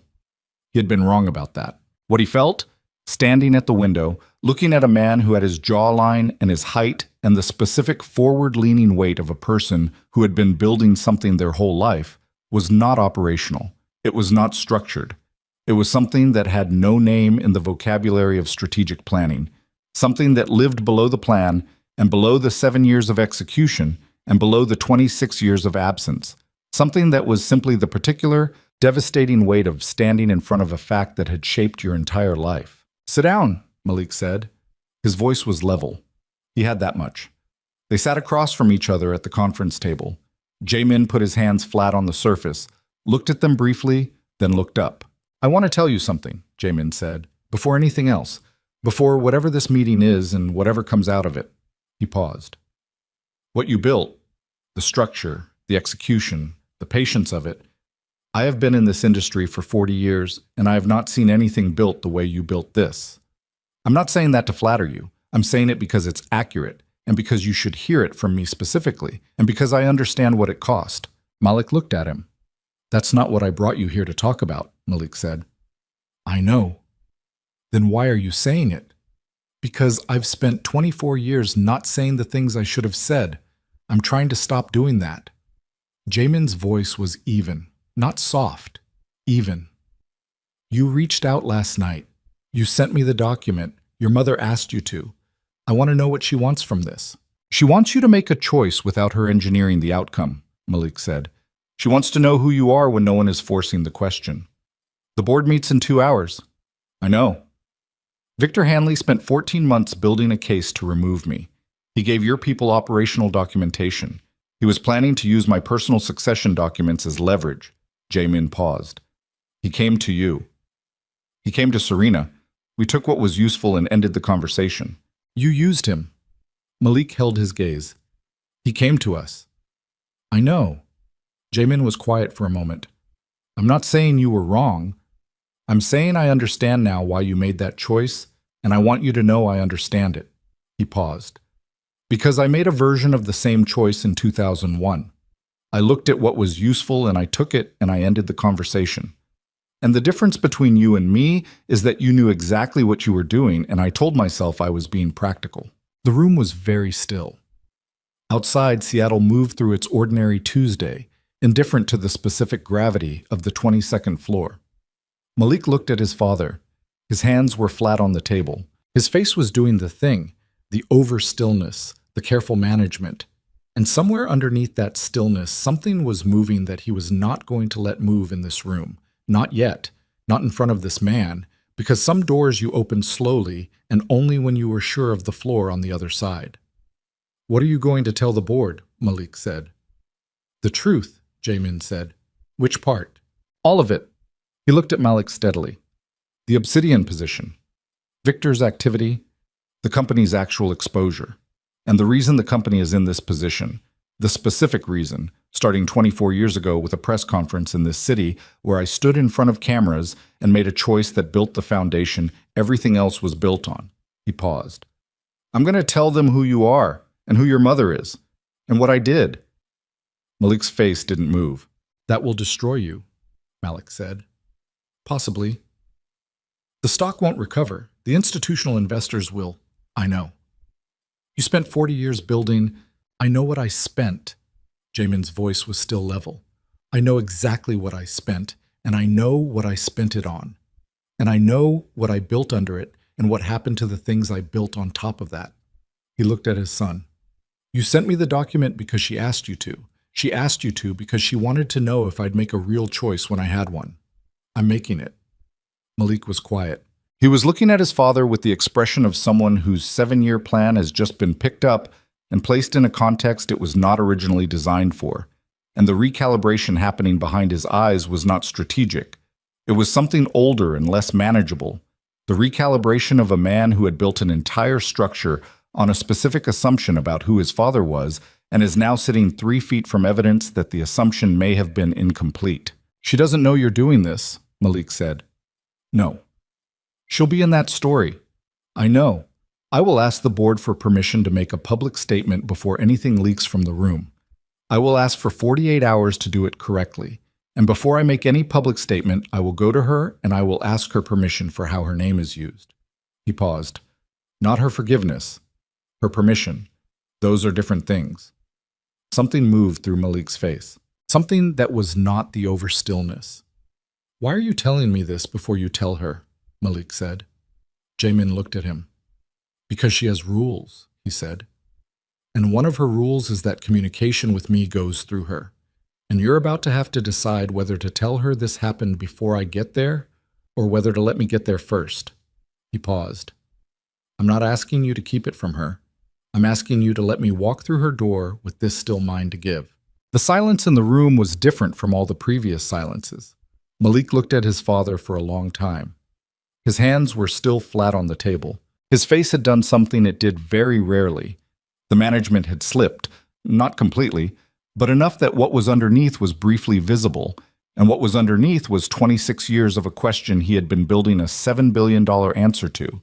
And the question was not about money, and was not about the Pacific Corridor, and was not about Blackstone Global's stock price. The question was simpler and older and lived in the place where the redirect had been practiced until it became invisible. If you walk into that board meeting today and say what you're saying you're going to say, Malik said, his voice careful and precise and slightly lower than it had been, Blackstone doesn't survive it intact. You understand that? Yes. Everything you've built? Yes. And you're making that choice. Jamin looked at his son across the table. I made the wrong choice once, he said. I've been making the wrong choice about it every day since.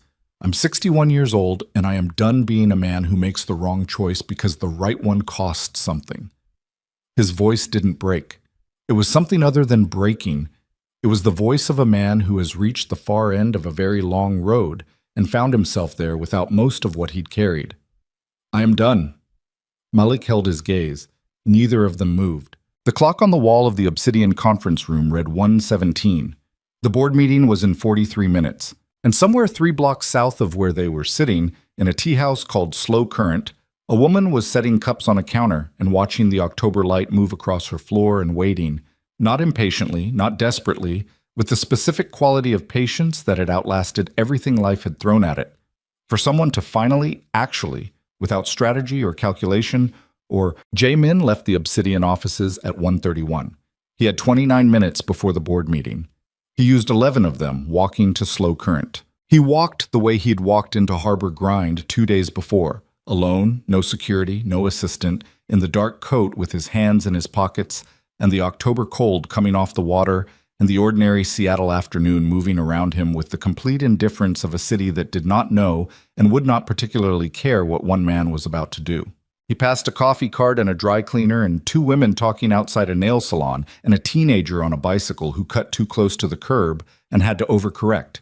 And none of it registered as anything other than the world doing what the world does, while the specific interior weather of one specific life reached what felt like the final edge of something. He had left Malik sitting at the conference table. He had not asked for an answer. He had laid out what he intended to do, and he had asked for the chance to deliver it to Nia himself. And he had stood up and left without knowing whether Malik would call her before he got there. That uncertainty was real, and he was not going to manage it. He was going to walk through the door and find out what he found. The bell above Slow Current's entrance chimed when he pushed it open. The tea house was in its mid-afternoon quiet. 2 customers at separate tables, one reading, one on a laptop. The low, ambient warmth of a room that had been heated by occupation and tea, and the particular lived-in comfort of a space that had been genuinely inhabited for years. The walls held framed photographs and a hand-lettered menu board, and a collection of small ceramic pots on a shelf near the window that caught the thin afternoon light with the patient quality of objects that had been chosen carefully and placed to stay. Nia was behind the counter. She looked up when the bell chimed, and she saw him, and her hands, which had been wrapping something in paper, went still.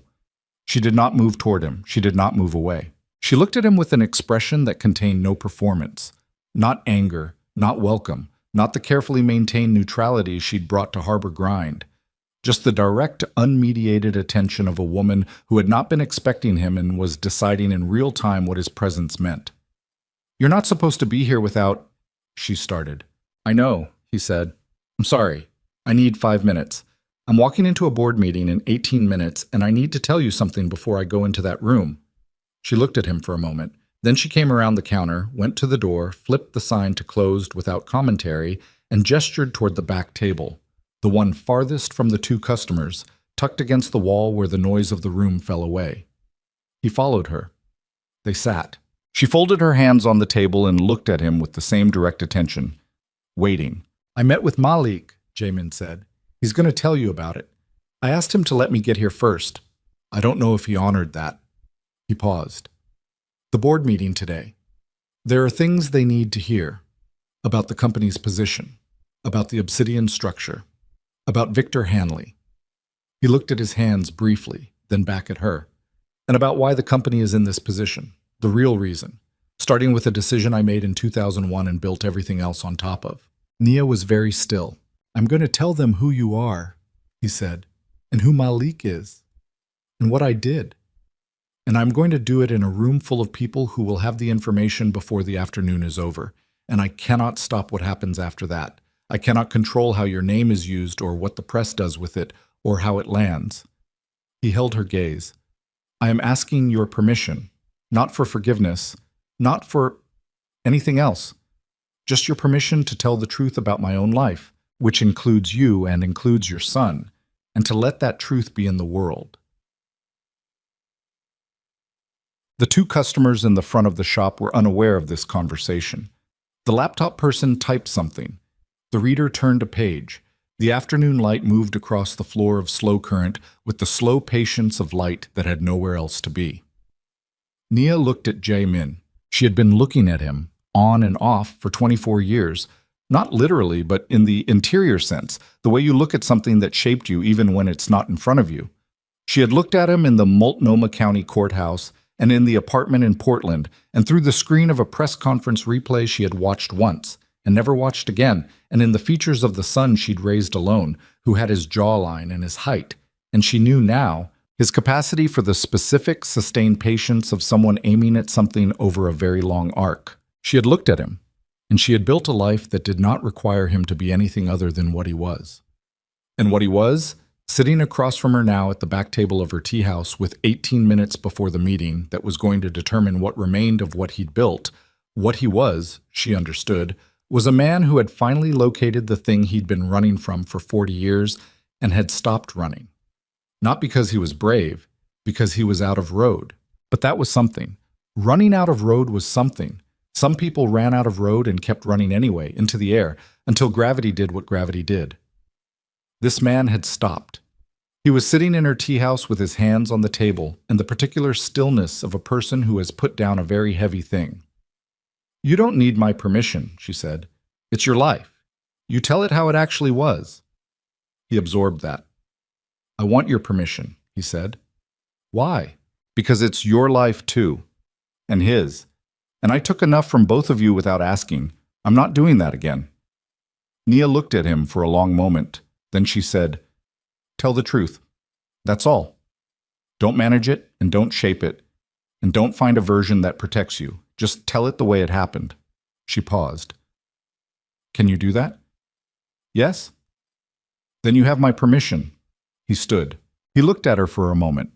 Standing at the back table of her tea house on a Tuesday afternoon with the low light and the smell of tea and the sound of the city muffled through the glass, and the two of them standing in the specific gravity of a shared history that was not shared willingly and was not shared equally and could not be undone.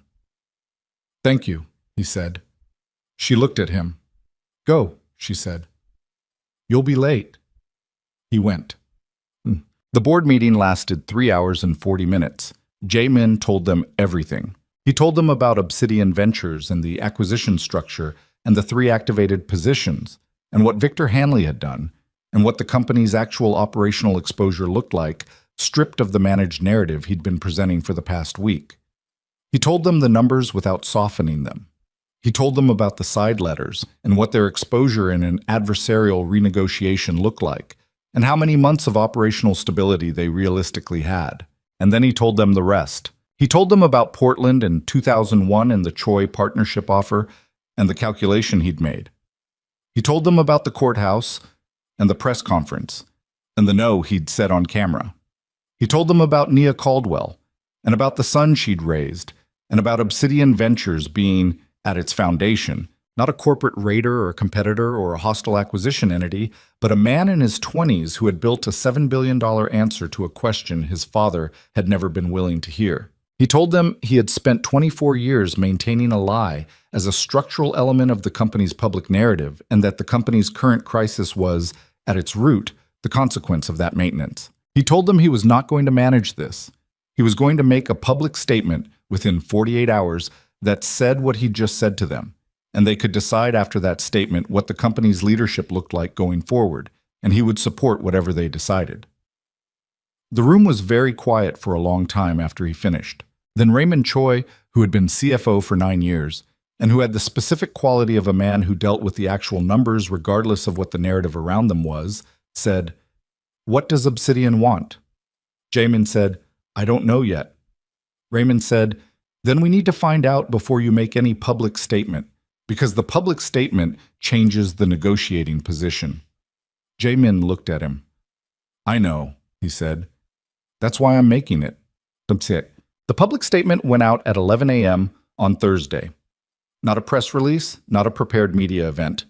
Jamin requested airtime on the local evening news, was denied, and instead posted a 22-minute video directly to Blackstone Global's public website and social channels, filmed in his office. No graphics, no teleprompter, no communications team in the room.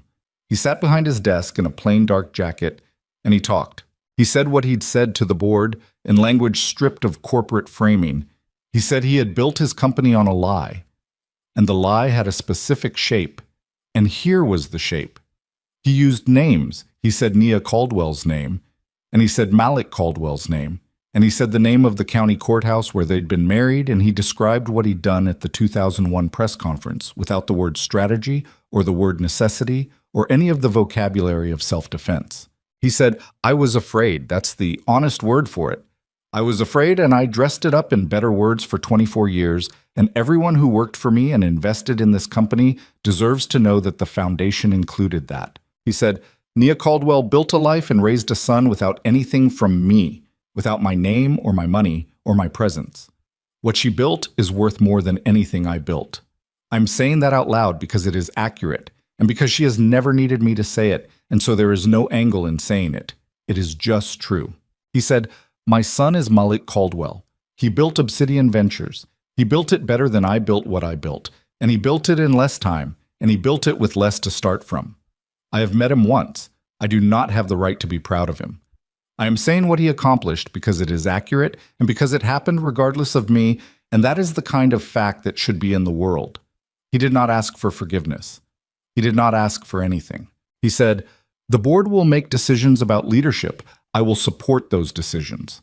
The company's operational position has been disclosed fully to the board and will be disclosed to investors through appropriate channels.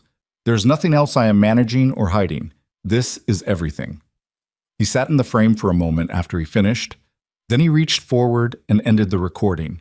The video got 4 million views in the first 24 hours. The stock dropped another 9% the morning after it posted, and then, over the following 3 days, began, slowly, tentatively, without any particular logic that the financial press could agree on, to recover. Not fully, not quickly. But the bottom held, which was not what most people had predicted. What the financial analysts did not fully account for in their models was the specific human response to watching a man tell the truth about himself on camera without asking for anything in return. It was unusual enough that people forwarded it, and the forwarding reached demographics that did not typically pay attention to corporate leadership statements. And the conversation that developed in those demographics was not about Blackstone's stock price. Victor Hanley's cooperation with the internal audit produced a full accounting of the documentation he'd transferred. His legal process proceeded quietly. He did not speak publicly. He left Seattle in February. Kim Dawson's piece ran in the Post 6 weeks after the video, a longer and more nuanced version than the draft that had been on hold. It treated Nia Caldwell with the specificity of good reporting, her business, her history, her son, and Nia had given a single interview for it, 45 minutes, at a table in Slow Current, which Kim Dawson described in the piece as a room that felt like it had been built by someone who understood the specific value of things that take time.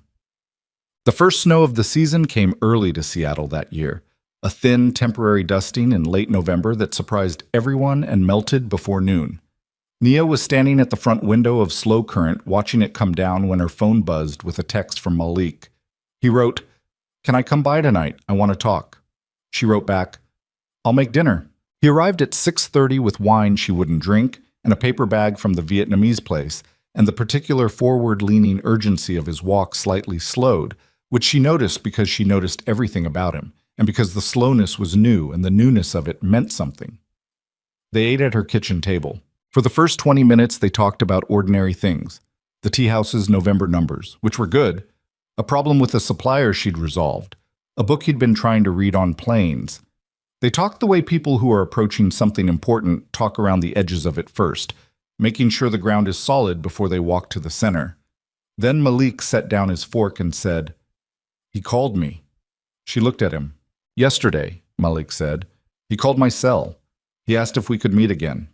A pause. "He said he didn't have an agenda. He said he wanted to know, and this is what he said exactly.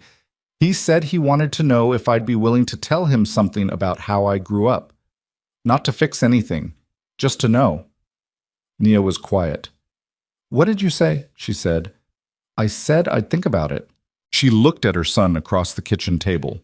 26 years old, controlled and brilliant, and built out of circumstances that would have broken people twice his age, with his father's jaw and her eyes, and something underneath both of those things that was entirely his own, forged in the specific heat of being raised by a woman who refused to let lack of fairness become a reason to stop moving.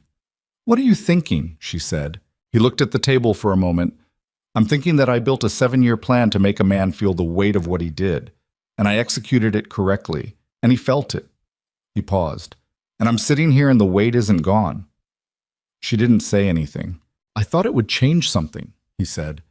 "I thought if he understood, if he actually had to stand inside the consequences, that it would change something in here." He touched his chest briefly with 2 fingers, unconsciously mirroring a gesture she made. It didn't change it. It just moved it into a different shape. She watched him. "The weight doesn't go away," she said. "That's not how it works. I know you wanted it to work that way. I know that's what the plan was built on." She kept her voice level and without softness or its opposite. "The weight is yours. It was always going to be yours. What you do with it, that's the part you get to decide." He looked at her. "Do you still carry it?" he said. She considered that with the honesty it deserved. "Some days," she said. "Less than I used to. Not because he said the right things or did the right things. Because I got tired of carrying the extra weight of what he should have been. I put that part down a while ago." She paused. "I kept my own part. You don't put down your own part." Malik was quiet for a long moment. Then he said, "I'm going to call him back." She nodded. "Not because I forgive him," he said. I don't know if that's where this goes. I'm not making that call tonight. I'm just going to talk to him." "That's all it needs to be," she said.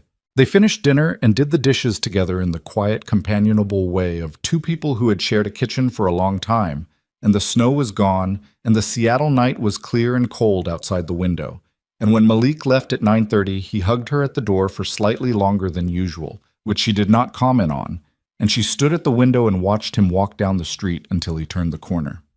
"Boss." Jamin showed up at Slow Current for the first time on a Sunday in December. He did not come unannounced.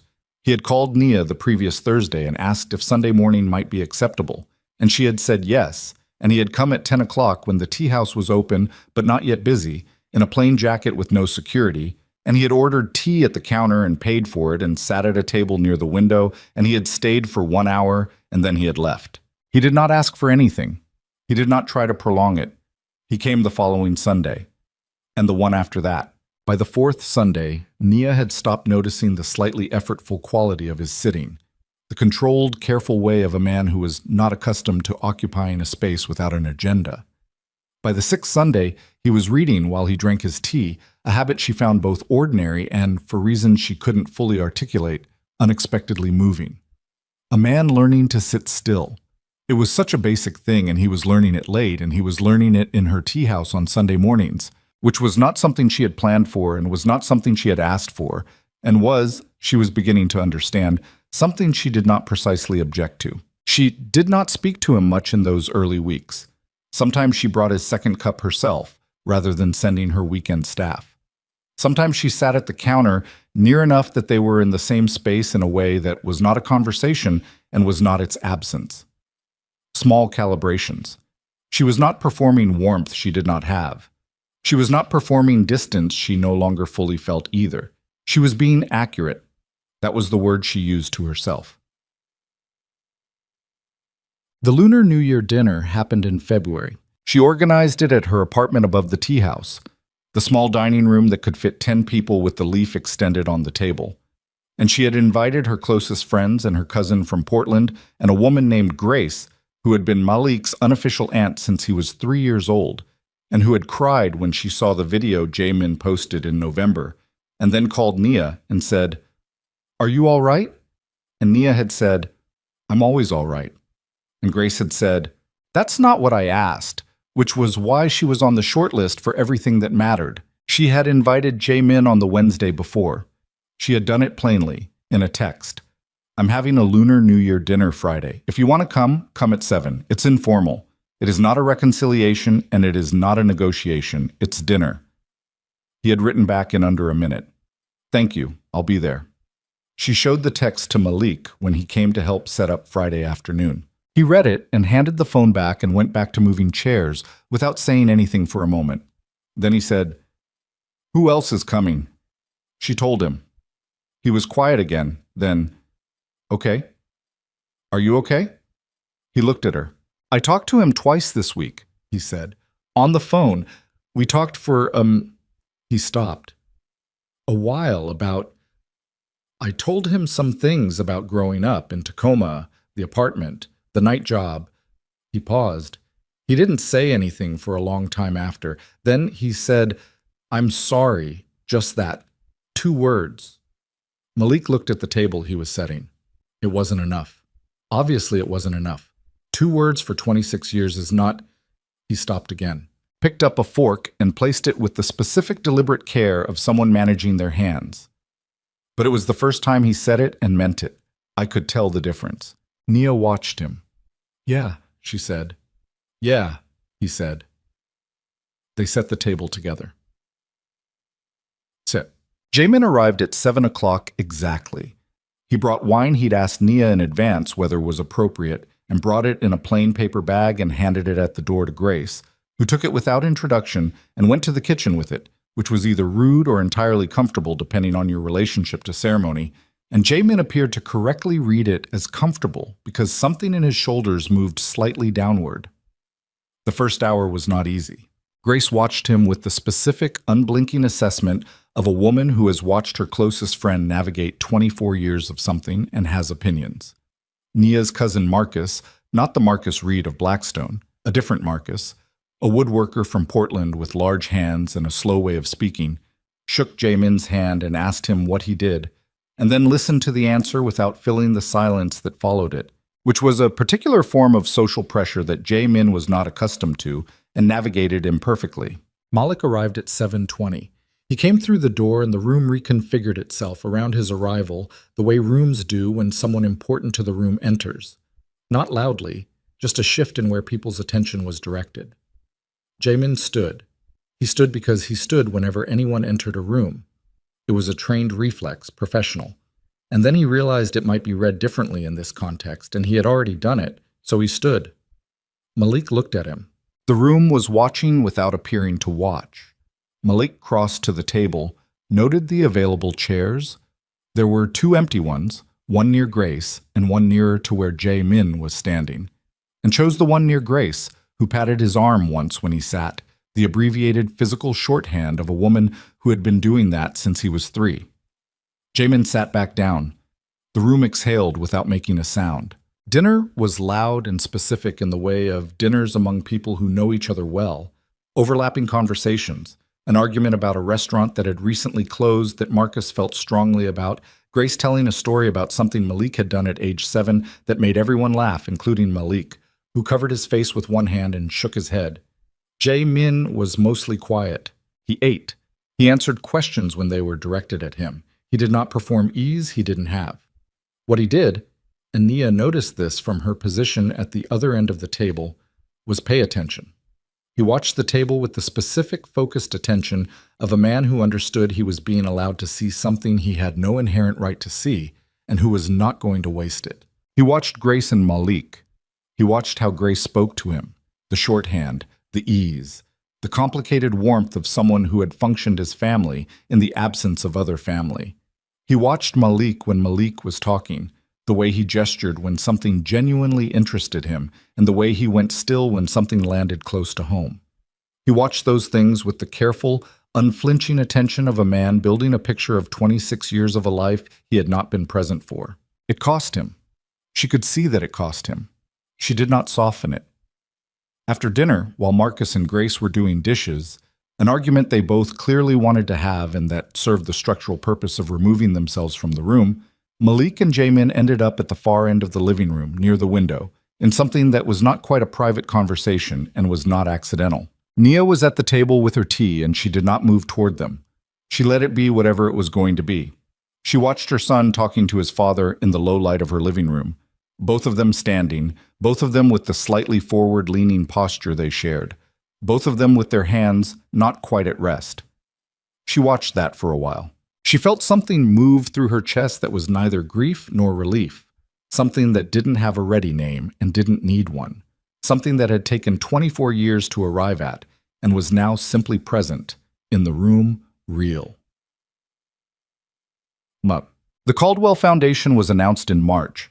Malik stood at a small podium in a hotel conference room with 40 journalists and held a press conference that lasted exactly 31 minutes. He explained the foundation's mandate, supporting mixed-race children and single-parent families facing institutional and social discrimination, and its operational structure and its initial endowment, which was drawn from the restructured Blackstone assets Obsidian had acquired across 7 years. He announced the chairman of the board. There was a murmur in the room when he said the name. Kang Jae-min accepted the position without a prepared statement. He stood at the podium after Malik stepped aside and he said 3 sentences, that the appointment was undeserved and he understood that he intended to spend the remainder of whatever years he had making the work of the foundation the central work of his life, that he had been given an opportunity he did not earn and would try every day to be worth it. He did not say who had given him the opportunity. Journalists who watched the press conference footage noted that when Jae-min finished his 3 sentences and stepped back, he looked briefly to the left of the room's entrance before he looked anywhere else. Nia was standing there. She was not part of the press conference. She was in a gray cardigan with her bag over one shoulder and a cup of tea from the hotel lobby that she'd been holding long enough to go cold, and she was watching. When Jae-min looked at her, she did not smile. She held his gaze for a moment with the specific, direct quality of attention she had brought to every encounter with him since Harbor Grind. The attention of a woman who was being accurate rather than performing anything. Then she gave him a single brief nod. That was all. It was sufficient. Thus, spring arrived in Seattle the way it always did. Gradually, then suddenly, the cherry trees along the waterfront going from bare to extravagant over the span of a week. The cold lifting in increments that you didn't fully notice until one morning you stepped outside and the air was different. Slow Current was open, as it always was on Sunday mornings. Nia had been there since 7:30, going through the week's ordering, listening to the neighborhood wake up outside the windows. By 9:30, the light was coming through the front glass at the particular angle it hit in spring, warm and specific, falling across the counter and the floor and the shelf of ceramic pots in the way it only did for about 6 weeks a year, and she stood behind the counter and looked at it and felt the ordinary, uncelebrated pleasure of a room she had built being filled with light. Malik arrived at 10 with the 2-bell chime. He was dressed for something, not a suit, but with more intention than his usual Sunday casual. And when he came to the counter, she raised an eyebrow. "I'm meeting him at 11, he said. "The foundation, first operations review." "How do you feel about it?" He considered that honestly. "Uncertain," he said, "which I don't like." A pause. "But not bad uncertain, just the other kind." She handed him a cup without asking. He took it and stood at the counter, and they were quiet together for a moment, the tea house doing its Sunday morning business around them. "He called me Thursday night," Malik said. "We talked for 2 hours. She looked at him.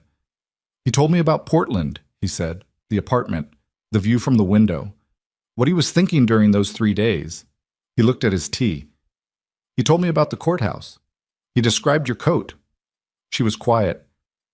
He said green, Malik said. She looked at the light coming through the front window for a moment. It was green, she said. Malik looked at her.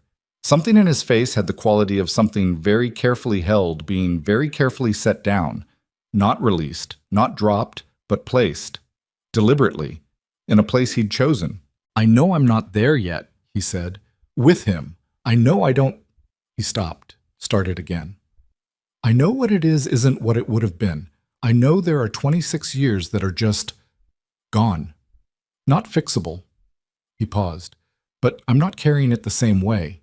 She looked at her son. That's enough, she said. That's a lot, actually. He nodded. They drank their tea while the Sunday morning light moved across the floor of slow current, shifting by increments the way light does, the way most things do. Not in declarations, but in the slow dailiness of showing up, of the small, repeated gestures that accumulate into something you can eventually call changed. At 10:55, Malik put his cup down, straightened his jacket, kissed her on the cheek, and went. She watched him through the window as he crossed the street and turned toward the waterfront, walking the way he always walked, forward-leaning, certain of his feet, moving with the particular momentum of a man who had somewhere to be. He turned the corner and was gone. She stood at the window for a moment with her hands around her own cup, the tea warm against her palms, the cherry blossoms drifting past the glass in the light spring air, and she felt it, the weight that was still there, that would always be there in some form, and the other thing underneath it, the thing that had survived 26 years of difficulty and absence and single motherhood and financial hardship and the daily grinding work of building a life from nothing. Not triumph, not relief, not forgiveness, which was its own thing and moved on its own timeline. Something quieter than those. The specific, plain, earned knowledge of a woman who had built everything she valued with her own hands, who had raised a son who knew where the door was and had chosen to walk through it, who had set a table she didn't owe anyone and watched someone learn, slowly, to deserve a seat at it. Outside, the cherry blossoms fell the way they always fall.